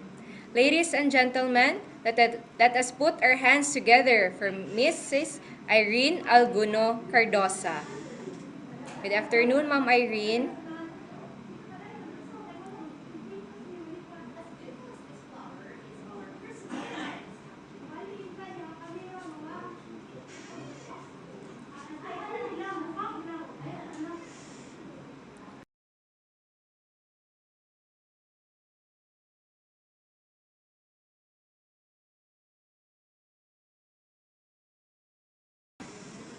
So while waiting for Ma'am Irene, let me read some of the questions, some of the comments here. From Alma Badyon, watching from Subang Dako Tech Vocational School. From Marie Chris Matus, good afternoon, watching from Tabok Elementary School. So, I think Mom Irene is already here. So, let's give her a virtual round of applause. Afternoon, Mom Irene. Good afternoon. Thank you, Miss Sarah. Good afternoon to all our participants. Just to check if you can hear me well. Yes, we can hear you, Ma'am. Loud and clear.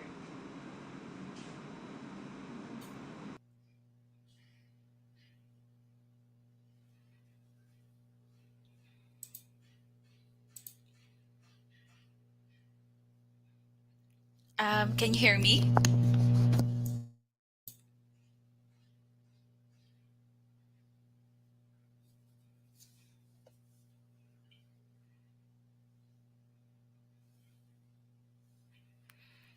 Allow me to share my screen in a bit. Just sharing the file.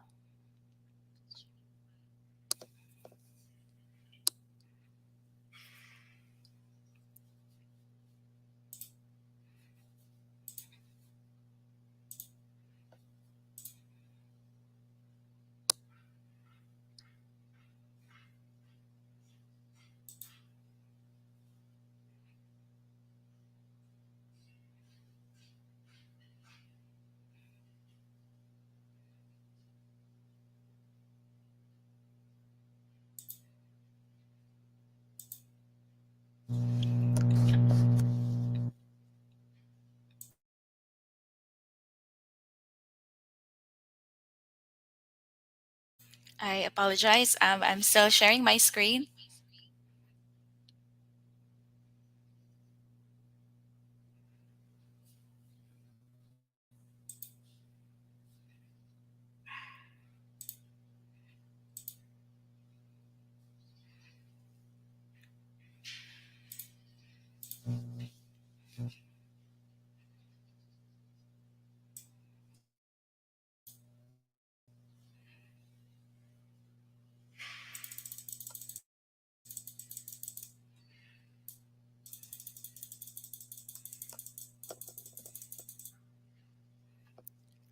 Let me reshare for a while.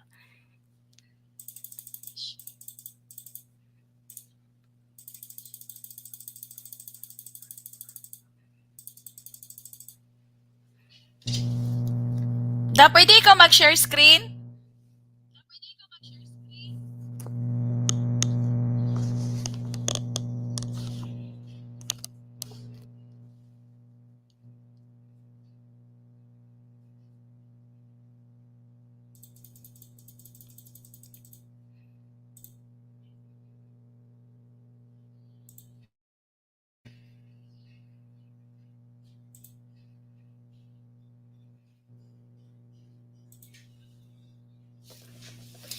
O, hindi ko kapaw.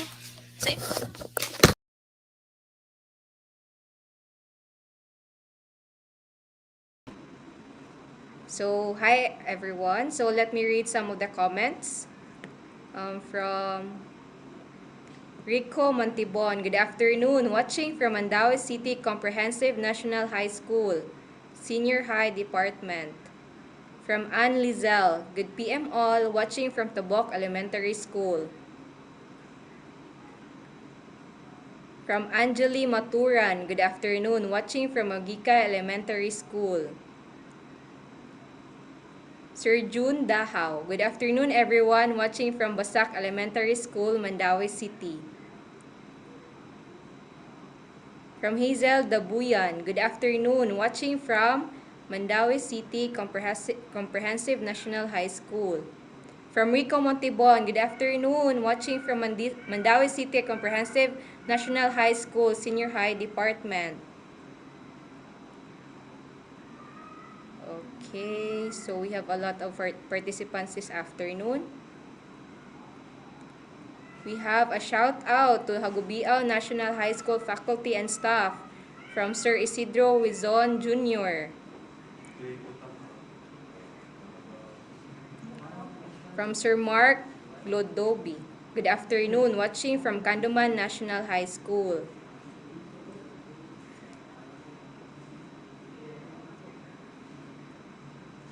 Okay, from Angelina, from Lorena Mayol, watching from MCCS. So you can comment down your any for your question so that we could take it up after the next speaker. We have Montemayor Fuentes, Shafil Rose. Hi, good afternoon everyone watching from Basak Elementary School. We have here from Jasmine Jaime. Where are you, Jasmine? Watching from Schools Division of Mandaue City. We have from Ann Lizelle, still watching from Tabok Elementary School. We have Bernarda Patatag Lumapas. Good afternoon, everyone. Still watching from Labugon National High School. Okay, I can see that Mom Irene is already here. Thank you, and I really apologize for the technical difficulty. I have to switch venue. Okay. All right. So, can you confirm, Miss Sarah, if you can see my screen? Yes, All right. I yes, we think can it see your is. screen, Ma'am. Okay, thank you very much. So, my piece, this is going to be very short because it's more of the application of what we have discussed earlier. No, so this is more of the financial checkup. When we don't feel good, when we're sick, so basically what we do is we go to the doctor, right, for a checkup, a health checkup. Little did we know that in our personal life, especially when we talk about our finances, our pockets also need financial checkup. And this is going to be a checkup that is very beneficial, not just for ourselves, but totally to our households. So today, I'll be sharing to you some of the templates that we can use when we do our financial checkup. So basically, here we are going to identify how financially healthy we are. Okay, so to proceed, Um, let's-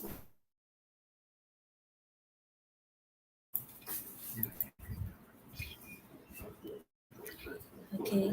So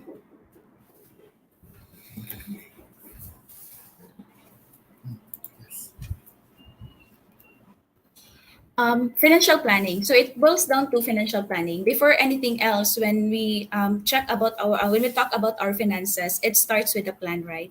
So when we talk about financial planning, this is the process of meeting one's life goals through the proper management of one's finances.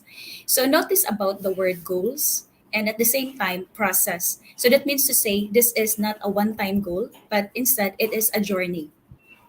So moving on, one of our mentors in his book, Blazing Success, he mentioned about goals without deadline are just dreams. Now we can very relate to this. Every new year, we set our New Year resolutions, right? We put there to lose weight or perhaps to achieve, a number of um, steps every day, or maybe put extra zero to our savings plan. However, we're not fond of really putting a deadline to it. So, according to him, it's just a dream if we're not going to put a deadline to it. So, from this day on, when we do or when we assess our goals, our short term and long term goals, let's put a deadline. Any goals that, according to them, any goals that are already written is already half achieved. No, so what we are going to do is just to make specific actions to make it really real, no, na dili lang siya mahimong damgo lang. So goals, at work we have goals, right? And when we talk about goals, I know everybody can relate na it has to be smart. Now when we make lesson plans, when we make action plans to make our students learn the better way, so we make goals, or we make smart way of doing our goals. So very common, no? When we say about setting our goal, and it has to be specific, measurable, attainable, realistic, and time bound. But I'd like to highlight the two items. it has to be, when we do the goal setting, we have to evaluate and reevaluate, because it could be now we're already not in tune with the first goal that we have set for ourselves financially. So it has to be smarter. Okay, so 5 things that we need to know in terms of the financial checkup. Number one is know what you want and why we want it. No, so for instance, I want to lose weight. I want to travel abroad. No, so know your why, and of course we have to start with what we want in life, and we have to know why we want it. That's number one. Number two, know where you are right now. So self-check po tayo. In terms of the things that I want to achieve in my life, asa man ko karon, no? So know where we are right now. And number three, know why you are in the present situation. So if my goal is to retire at age 50, no, because as mentioned earlier in our earlier discussion that retirement shouldn't be equated to the age. No, I can retire at age 40 or 45 if my bank account allows me to retire. So if the goal is really retiring at age 50, number three is I have to know why I'm here in this current situation, right? So, like, it's really impossible for me to retire right now. So, I have to know why I'm in this current situation. Number three, I'm sorry, number four, know what you can get with what you have. So, it's all about assessing our current resources. And lastly, know how to get what you want. This is very important. That's why we are very fortunate that we are given the opportunity to share, because this is one of the hows, no, on how to get what we really want. When we are financially educated, when we are literate and we know how to handle our money, that's already a ticket for us to achieve number five, like how to get what we want. So, what do you want? No, so for most of us here are already breadwinners, raising a family, but for maybe some, single and ready to take on the world and travel the world.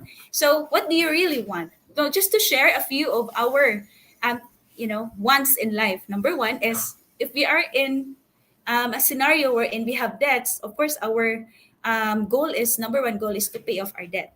Number two, send kids to college. We have state universities, but maybe you have plans of sending your kids to good schools, and it entails money, right? And number three, become a better provider to our family. Aside from RG goals, relationship goals, maybe natalain goals pa, like travel goals, because that's what we want for our family.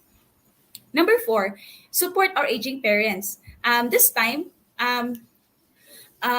even our extended family, we're supporting because that's very cultural. And then maybe that is one of our goals.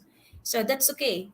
Number five, replace wife or husband, but there's a clear disclaimer, income. So replace wife or husband's income. Maybe if you're a husband right now and you want your wife to just stay at home and take care of your household and the kids, so maybe you're not, one of your whys is just to keep your wife busy with your household and quit the job. So that can be your goal.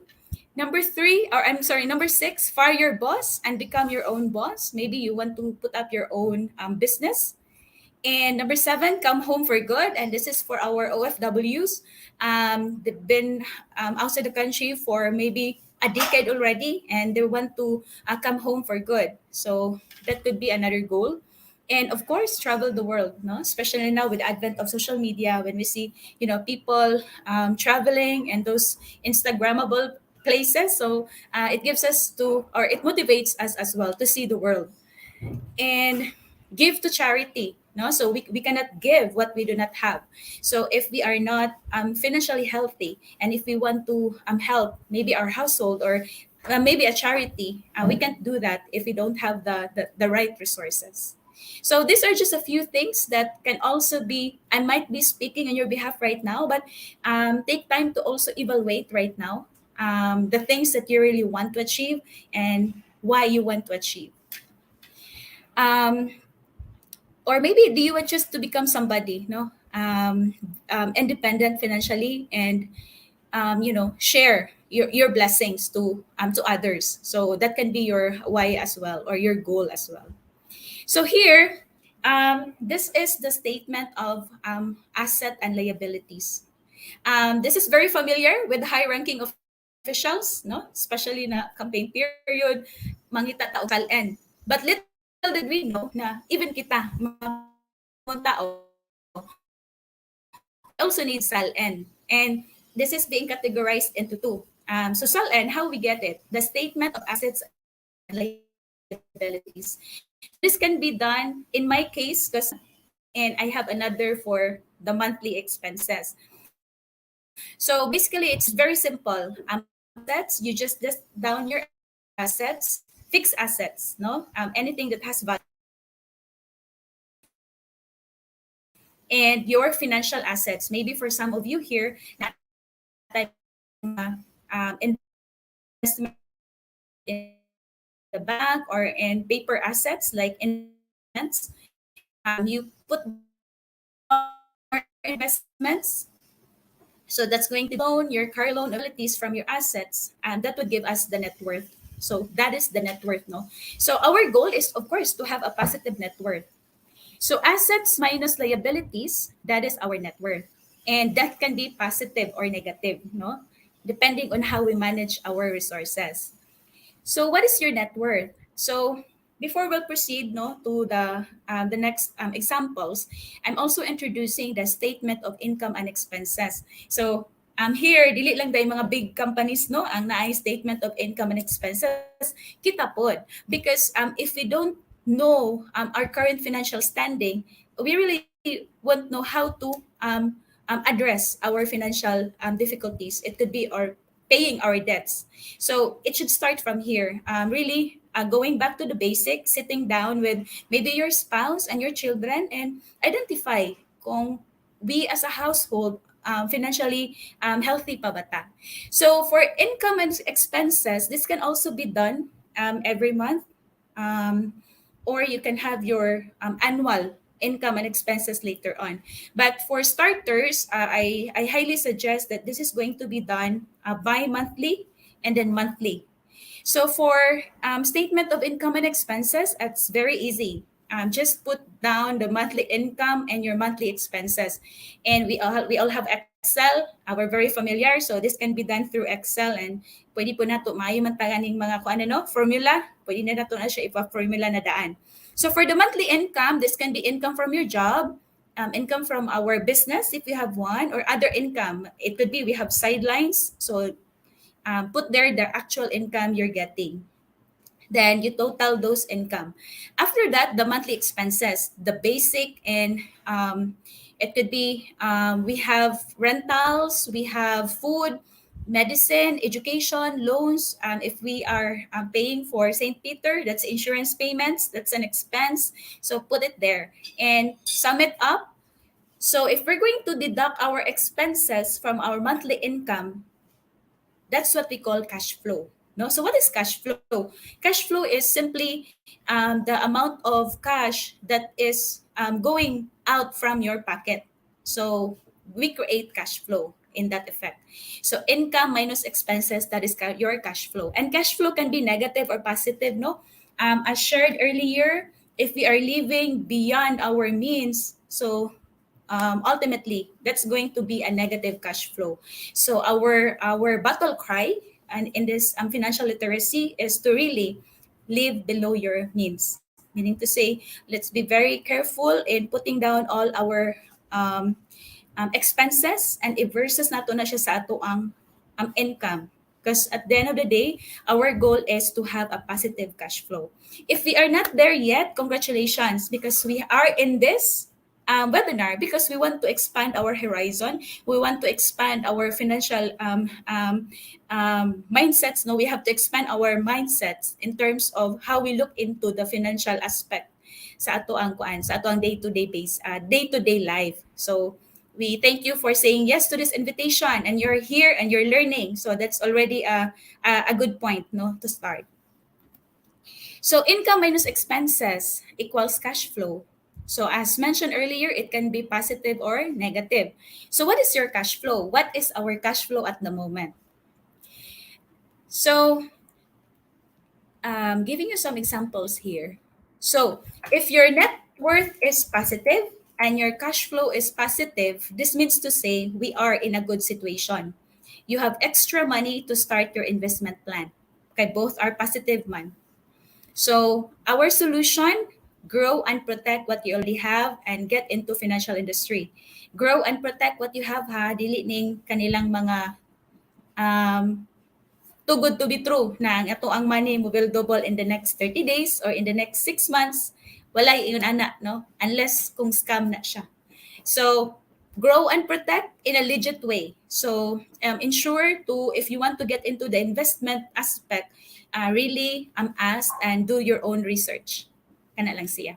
Next, net worth is negative and cash flow is negative. So, meaning to say, we're expending more than our income. So, we are in a very challenging situation and we are living beyond our means. Our solution is, of course, very direct. Live below your means and find another source of income if it's possible.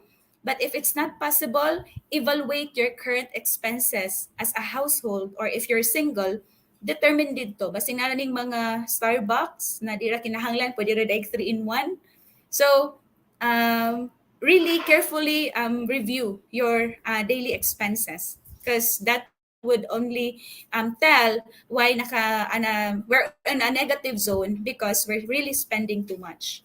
Next, if your net worth is positive and your cash flow is negative, this means to say that we are spending more than what we earn and we are using some of our assets to pay our expenses.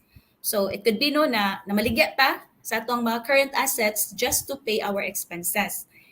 And our solution, do not spend more than what you earn. No, balik-balik gini siya. So it boils down to how acquainted we are in terms of our expenses. So mabalik yun na siya dito. Na dili lang kay kung maabot na ang sweldo, lifestyle diretso, neglecting some of the aspects of our finances. No, kay mabalik ra gyapon na siya to at the end of the day. Then let's say 5 days before the sweldo, dito na ta mag-budget. Wrong way na siya. Before na to receive ang ato ang pay, most likely if we don't have any overtime, our expected salary kay same ra jud na, no? And then in a monthly basis as well, we know kung unsa ato ang mga expenses, both fixed and of course we also give extra, no, kanang maingon ta og kanang waldas fund. Like in our household, like with my husband, we put a waldas fund, no? So that is after when we receive the income, let's say we get 20% or more with our savings, and then whatever, but we also tithe 10%, and then 20 to 30% to savings. What is left is for the Waldas Fund and some other expenses. So, kana siya. Just to give you like a breather ba na I want to really relax. So, where do you get the fund? So, you get it from your Waldas Fund. And lastly, the net worth is negative, but cash flow is positive. So, this means to say, you have some money, but you are not paying your debts. No? So, meaning to say, ang imuhang na-receive nga monthly pay kay positive siya. Meaning, if I receive 10,000, at the end of the month, I still have like 1,000. So, I'm on a positive cash flow. However, if I'm going to review my net worth, asset minus my liabilities, kay I am negative. So, it could mean nga na ako'y mga payables na wala ko gibayaran. No? So, our solution is pay off debt. And in this discussion this afternoon, diba, it's been really highlighted the techniques, the tips on how to pay off debt, because debt is a termite in our financial wealth. No, so if kung nag-build pa ta og house, gikaon, it's like the termite is eating up our house, and it's not going to be a healthy house. No, so again, let's find ways to eliminate our debt because it is a termite to our financial house. So what is our situation today? No, our situation may not be that good. It may be really bad, but one thing is for sure: if you're going to act on it and do a deliberate action in overcoming whatever situations we have right now, you can be part of A, B, C, and D. But it doesn't matter. What matters is what you're going to do right after this talk, and what are the mini actions that you can take to overcome your situation. So I believe that's my piece. If you have further clarifications later on, we're open for that. And I can give this floor back to Jess for a recap or maybe to cap this afternoon talk. So thank you very much.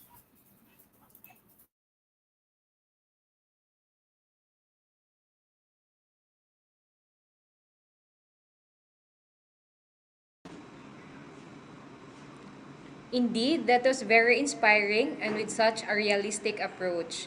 Thank you for that, Ma'am Irene. Life is really much easier when you have good financial skills. With that, I now open the floor for any questions. You may type it in the comment below. So to address your questions, comment down one, then your question, if it's for Sir Jess, and comment down two, then your question if it's for Ma'am Irene, or if you want both of their opinions, you can type your questions and then with the heart emoticon. Okay, let's see the comments. Okay, we have here Miss Jasmine Jaime. So this is for Sir Jess. Sir Jess, question, what has been the most significant financial advice you've ever given and what was the outcome?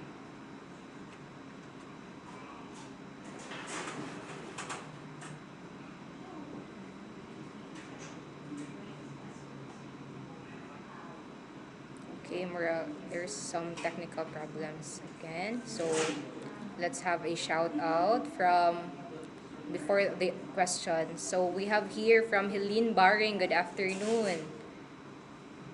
We have Eunice Perez Palomares, good afternoon, watching from Kabangkalan National High School. So you can just type in your question. So let's just wait for Sir Jess to be on the FB Live. Okay, we have Lucille Lee Joy Juarez, good PM, watching from Kabangkalan National High School. Okay, Sir Jess. So we have here a question from Miss Jasmine Jaime.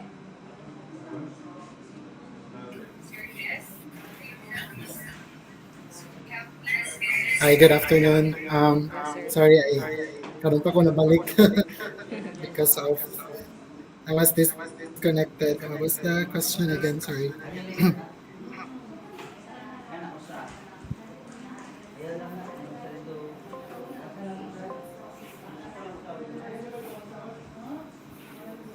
Okay, so Okay. let me So read this again is the question.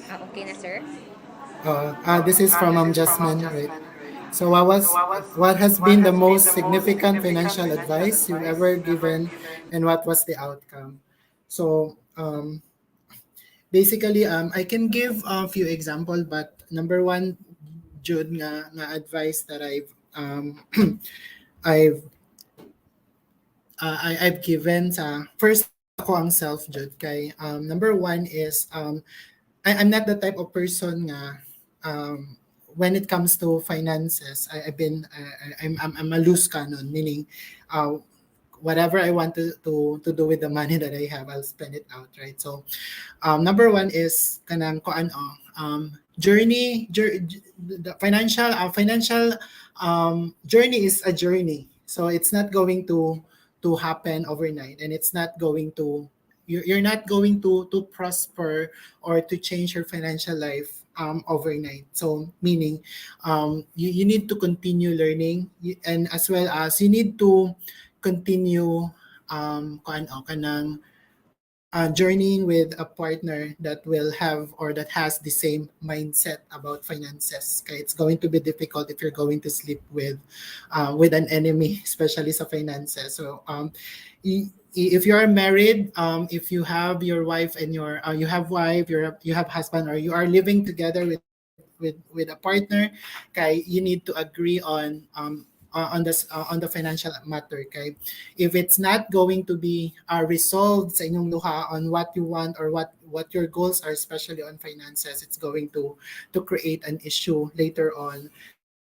that will be difficult to fix or to resolve. So I have a friend, an office mate, who is my first kanang friend who I invited to attend financial seminars and talks. So I won't be mentioning the name, but he was not married during that time, but he was the first person who I gave advice on about you need simple lang kayo siya, because we have the same personality, about spending, because there are two ways to increase our cash flow. Either we reduce expenses or we increase our income. During that time I don't want to increase my income because I don't find it practical because I have a job. So probably I have to resolve my spending habit. So ako ang advice sa iya is that what I've learned lang sad as well on the talks that I've attended, okay, about expenses is that you need to write down if you want to know where your money is going, Jude, is you have to write down, let's say it's a 100 pesos, asa siya ni add to ang kanang kwarta, and then you will understand where you need, what you need to cut. Let's say ako personally and together with that friend, parehong may hilig mag-inom og bottled water, and then not just a bottled water but kuan siya kanang absolute yun among paliton. Right? So, mas mahal din ang absolute compared to other water. Medyo, unsa dyan na ang absolute, needed ka siya gunitan, medyo mahal siya, medyo social guro siya tanawon or whatever, but it's not going to help my finances. So, when we tried to write it down for the entire week, asa padong ang kwarta, padong dito sa bottled water, mga 80% of the money that I'm spending and he is also spending is gikan ato nga kuan. So, meaning, kato palang daan, simple cutting that cost, identifying the real cause of the issue, and then trying to resolve it and to change it. So it's starting to change our mindset. Meaning, na paradigm shift. It's not going to be that fast, but na siya changes when it comes. Makuha na kamuwi na ka, is this a want or is this a need? Is this something that I can afford or is this something that I'm living for fame? Right, something like that. So, good sa yung effect kay he was able to start his own kwansad kanang savings and investments later on. Another question, Sir Jess, from Annalyn Arcepi. How can we avoid getting debt, sir? Debt, sir. Yeah, actually ang utang dili sa it's been a culture siguro na kung if you don't have any utang kay kuan ka kanang murag you are not, kung pwede pa lang ka i-cancel, you will be canceled from the society. Right? So, yun ang atong mindset about utang. I've been with that situation sa before kay bisan sa una, kato akong example ka ganina nga sugoon ka to go to the tindahan and then get utang. So, atong mindset is that kung makautang ta, we can survive, right? But as I grow older and as I've learned a lot things about finances, kanang ang utang kay kuan na siya, it's there are things that kuan siya kanang more on personal, more on discipline issue nato. Kay number one is that when we start our work, when we start clean slate without utang, bago ta ni graduate, nagtrabaho ta, pero nganong makautang jud ta? Nga dapat unta when we start working from being a student, then we start working, we start earning. Kung wala ta nakapangutang kay kuan kanang kanong makasulod jud ta sa utang when we are already earning, right? So it could be we don't have the discipline to live within the lifestyle that we can afford during that time.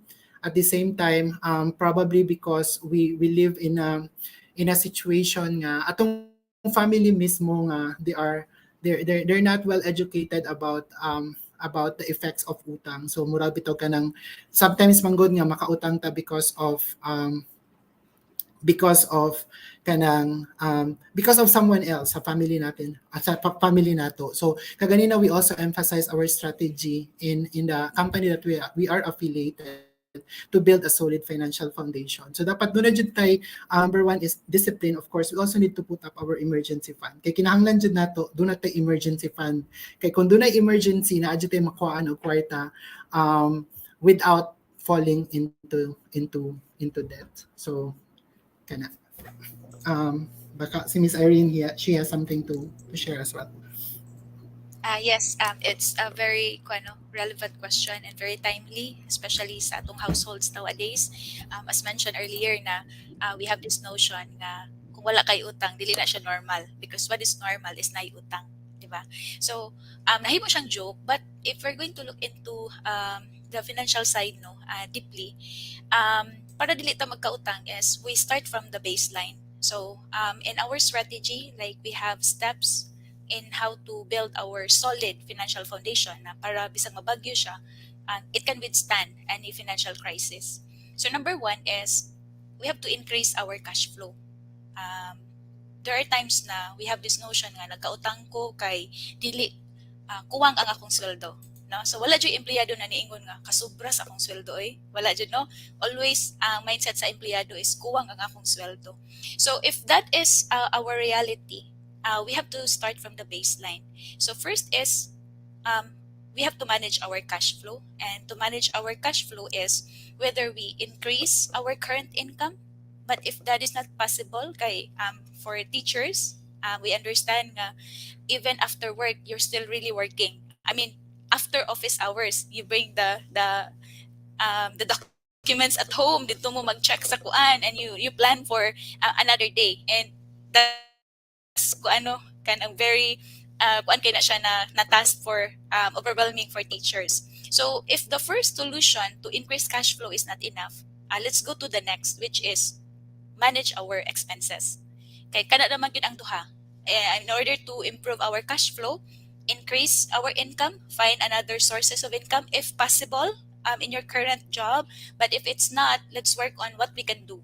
That is to manage our expenses. And then next to that, ato po ning na-share earlier na most of the reasons sa ato ang mga financial difficulty is because of emergencies. It could be a part of the family kay nasakit and we don't have healthcare fund. So the next goal is set a healthcare fund for the family or even for yourself if you don't have one. So that's another thing that we can do. Next is protect yourself. If you're the breadwinner and for married couples here who have kids or even for single teachers na naa karon, if you're the breadwinner and your family is depending on your income, what if all of a sudden kita mawala ta sa picture? What will happen to the family? So mo resort na into another utang, right? Because they cannot sustain the lifestyle because kita may ang sole provider of that lifestyle. So protect your family. And the number one to protect our loved one is to secure ourselves. That even if we are no longer in the picture, we can still continue to provide for our family. And build emergency fund. Kana lang sigurong 4 ang ako ang very solid na akong i-share. Emergency fund because that will protect us for sudden, let's say, loss of income. No, if you lose your job today, asam tapadong. So pandemic will happen, anything will happen. So what's good is naatay emergency fund. So again, to protect or to avoid that, let's go back to the baseline. Let's manage our cash flow. Second, let's have a healthcare fund para if in kaso kita magkasakit or atong family members, naatay fund for that para di ta magkautang. Second, we protect ourselves or we protect our breadwinners. Kay if, for instance, mawala sila, we can still move on with our life, with a lifestyle na naata karon. And then number 4, emergency fund. Ideally, 3 to 6 months of our monthly income.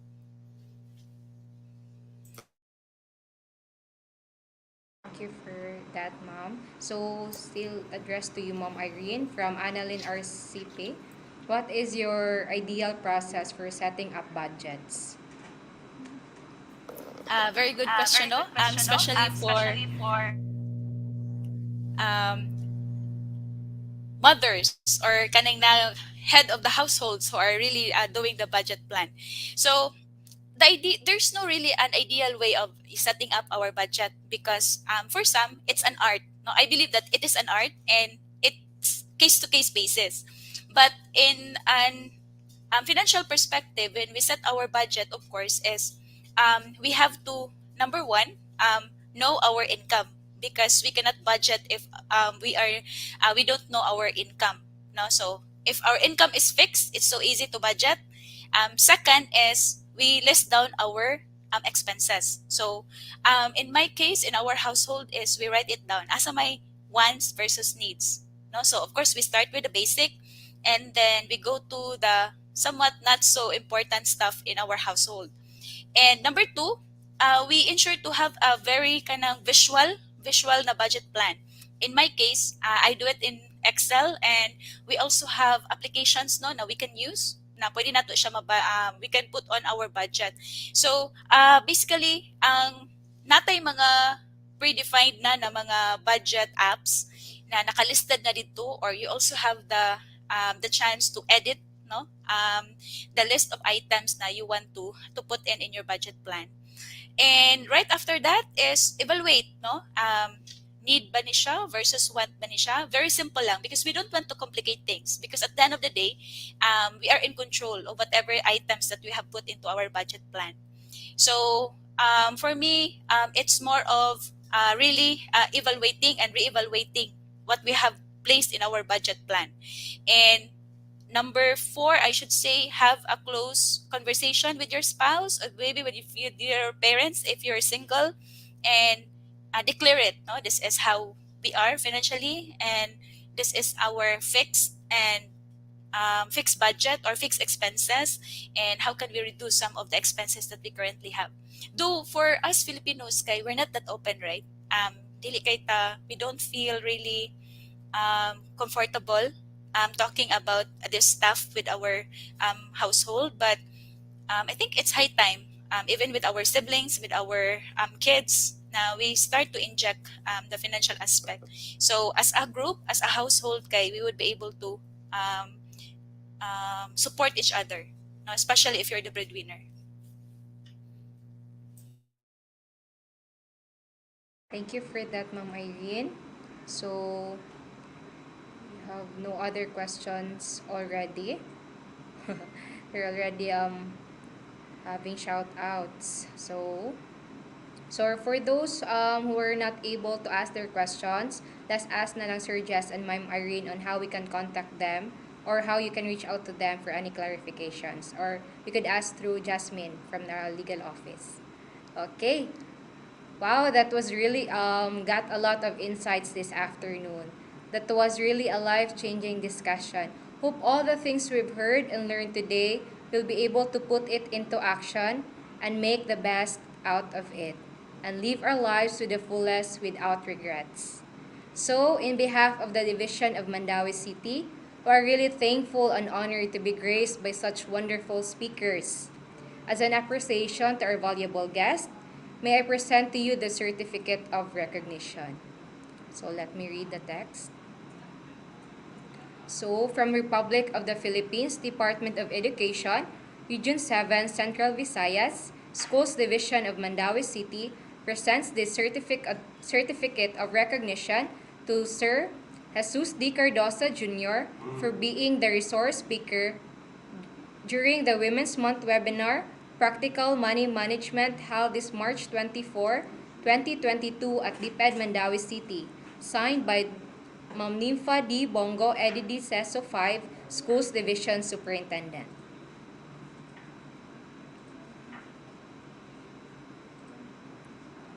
Thank you so much, Sir Jess. And now, also to Certificate of Recognition for Ma'am Irene Alguno Cardosa for being the resource speaker during the Women's Month webinar, Practical Money Management, held this March 24, 2022 at DepEd Mandawi City. Signed by Nympha D. Bongo, EDD CESO 5, Schools Division Superintendent. So, let us put our hands together again for Mr. Jesus Cardosa Jr. and Ma'am Irene Algono Cardosa. Thank you so much, Ma'am and Sir. You may comment your thank you messages for them below. Thank you. We have Sir Velasco Jerome. Thank you very much. 3 heart. Okay, shout out from Raz Q. Good afternoon. Hi to Carol Fidget from Cash, Payroll, Budget, and Finance. So, hi. So we have Mark Soronio Jr. Good afternoon, watching from Tipolo National High School. Okay, so at this moment, our program has come to an end. And with that, may I call on to our Assistant Schools Division Superintendent, Dr. Leia B. Apao. Let us all give her a virtual round of applause.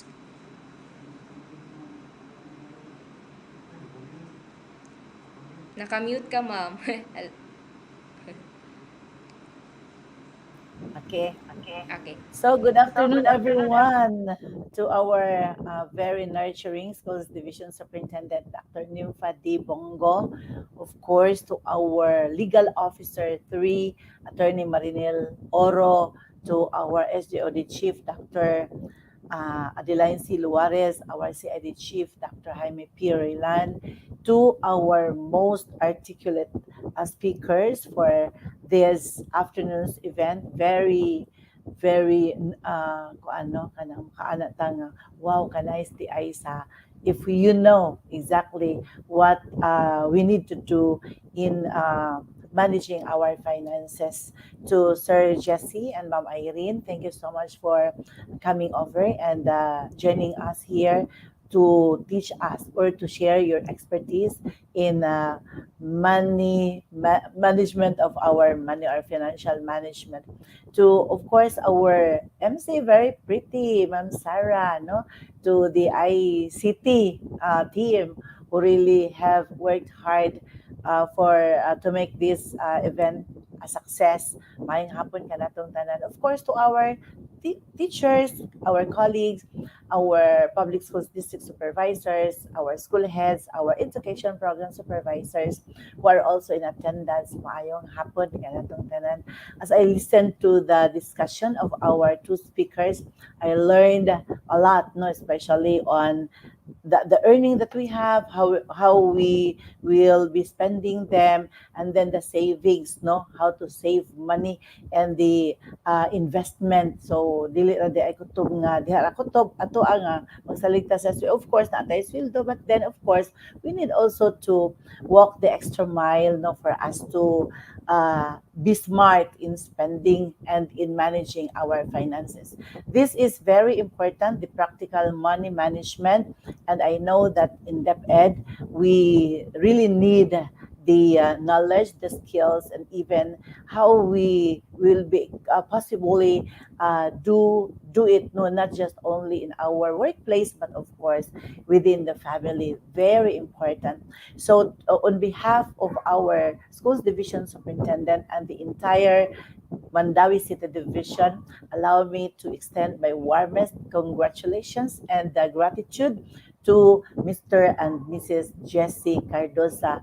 Thank you so much for being with us, and I hope that there will be another time for us to talk about the how we will be able to have a debt free life, no, and which is very important, especially in this time of pandemic, that we need to be very adept in saving our money, especially nga taas na kaarong gasolina, no, ang presyo. So we need to save, we need to be smart in spending our money. So with that, thank you so much, and to all our teachers who are in attendance, to our colleagues here in Mandawi City Division, I hope that the things that we learn from our speakers will be applied in our daily walk here on earth, no, especially sa ato ang pagtudlo po sa mga bata, sa ato pag-perform, because if we have that debt nga lisod na kaing bayaran, our performance will be affected. So with that, thank you very much and congratulations, Mandawi City Division. I can always say, I am Mandawi, bringing the best. God bless everyone. So once again, this is Sarah Jean Alivionaya leaving you with a quote from Dave Ramsey. You will either learn to manage money or the lack of it will manage you. So thank you everyone for your active participation this afternoon. So let's read some shout outs. So shout out the eyes sa Carol Fidget, Cash, Payroll, Budget, and Finance, to Ate Sweetie and Ma'am Florence, to Jasmine, and also thank you to the technical team for the assistance. Thank you so much, everyone. We have here Arlene Verano, amazing activity to elevate the financial status of our DepEd teachers. Aja, yes, Ma'am Arlene. Just also we have a evaluation link form, so everyone is encouraged to fill it out. So you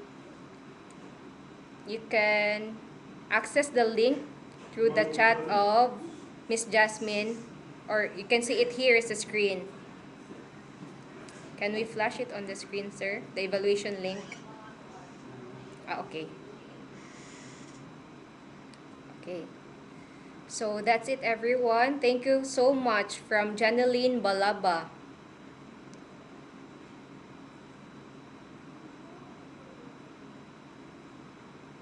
So from Sir Renante, money without financial intelligence is money soon gone. Wow. May hugot si Sir Renante. From Tita Dorothy Morga, good afternoon. Thank you so much, everyone. I am Mandawe, bringing the best.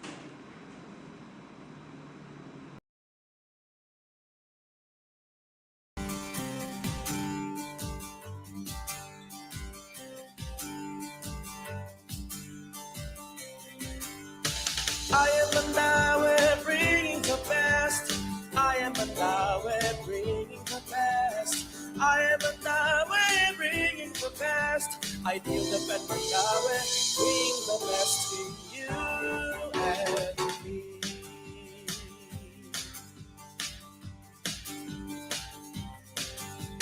Pride of the new generation, education din ang atong unahon. Tawon ang kaugmaon sa tanan, para sa bata o para sa bayan.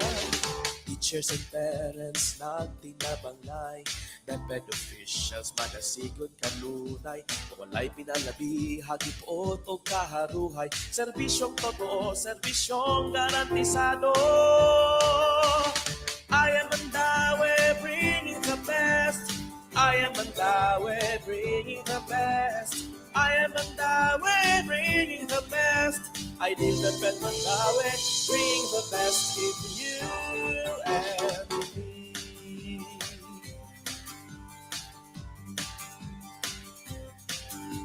Kuyog na ta, apil na ta, ideal kitang tanan. We localized, we digitized, tanan giatiman. Ideal DepEd Mandawi City, mga kalihukan atong ipadayon. DepEd kita, mag-una kita. DepEd Mandawi, bring the best. I am Mandawi, bringing the best. I am Mandawi, bringing the best. I am Mandawi, bringing the best. Ideal DepEd Mandawi, bring the best in you and I am Mandawi, bringing the best. I am Mandawi, bringing the best. I am Mandawi, bringing the best. I do DepEd Mandawi, bring the best in you and me.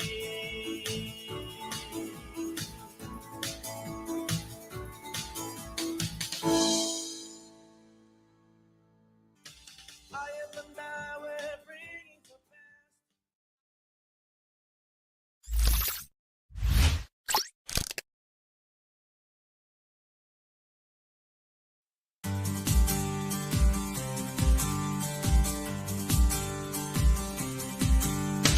I am Mandawi, bringing the best. I am Mandawi, bringing the best.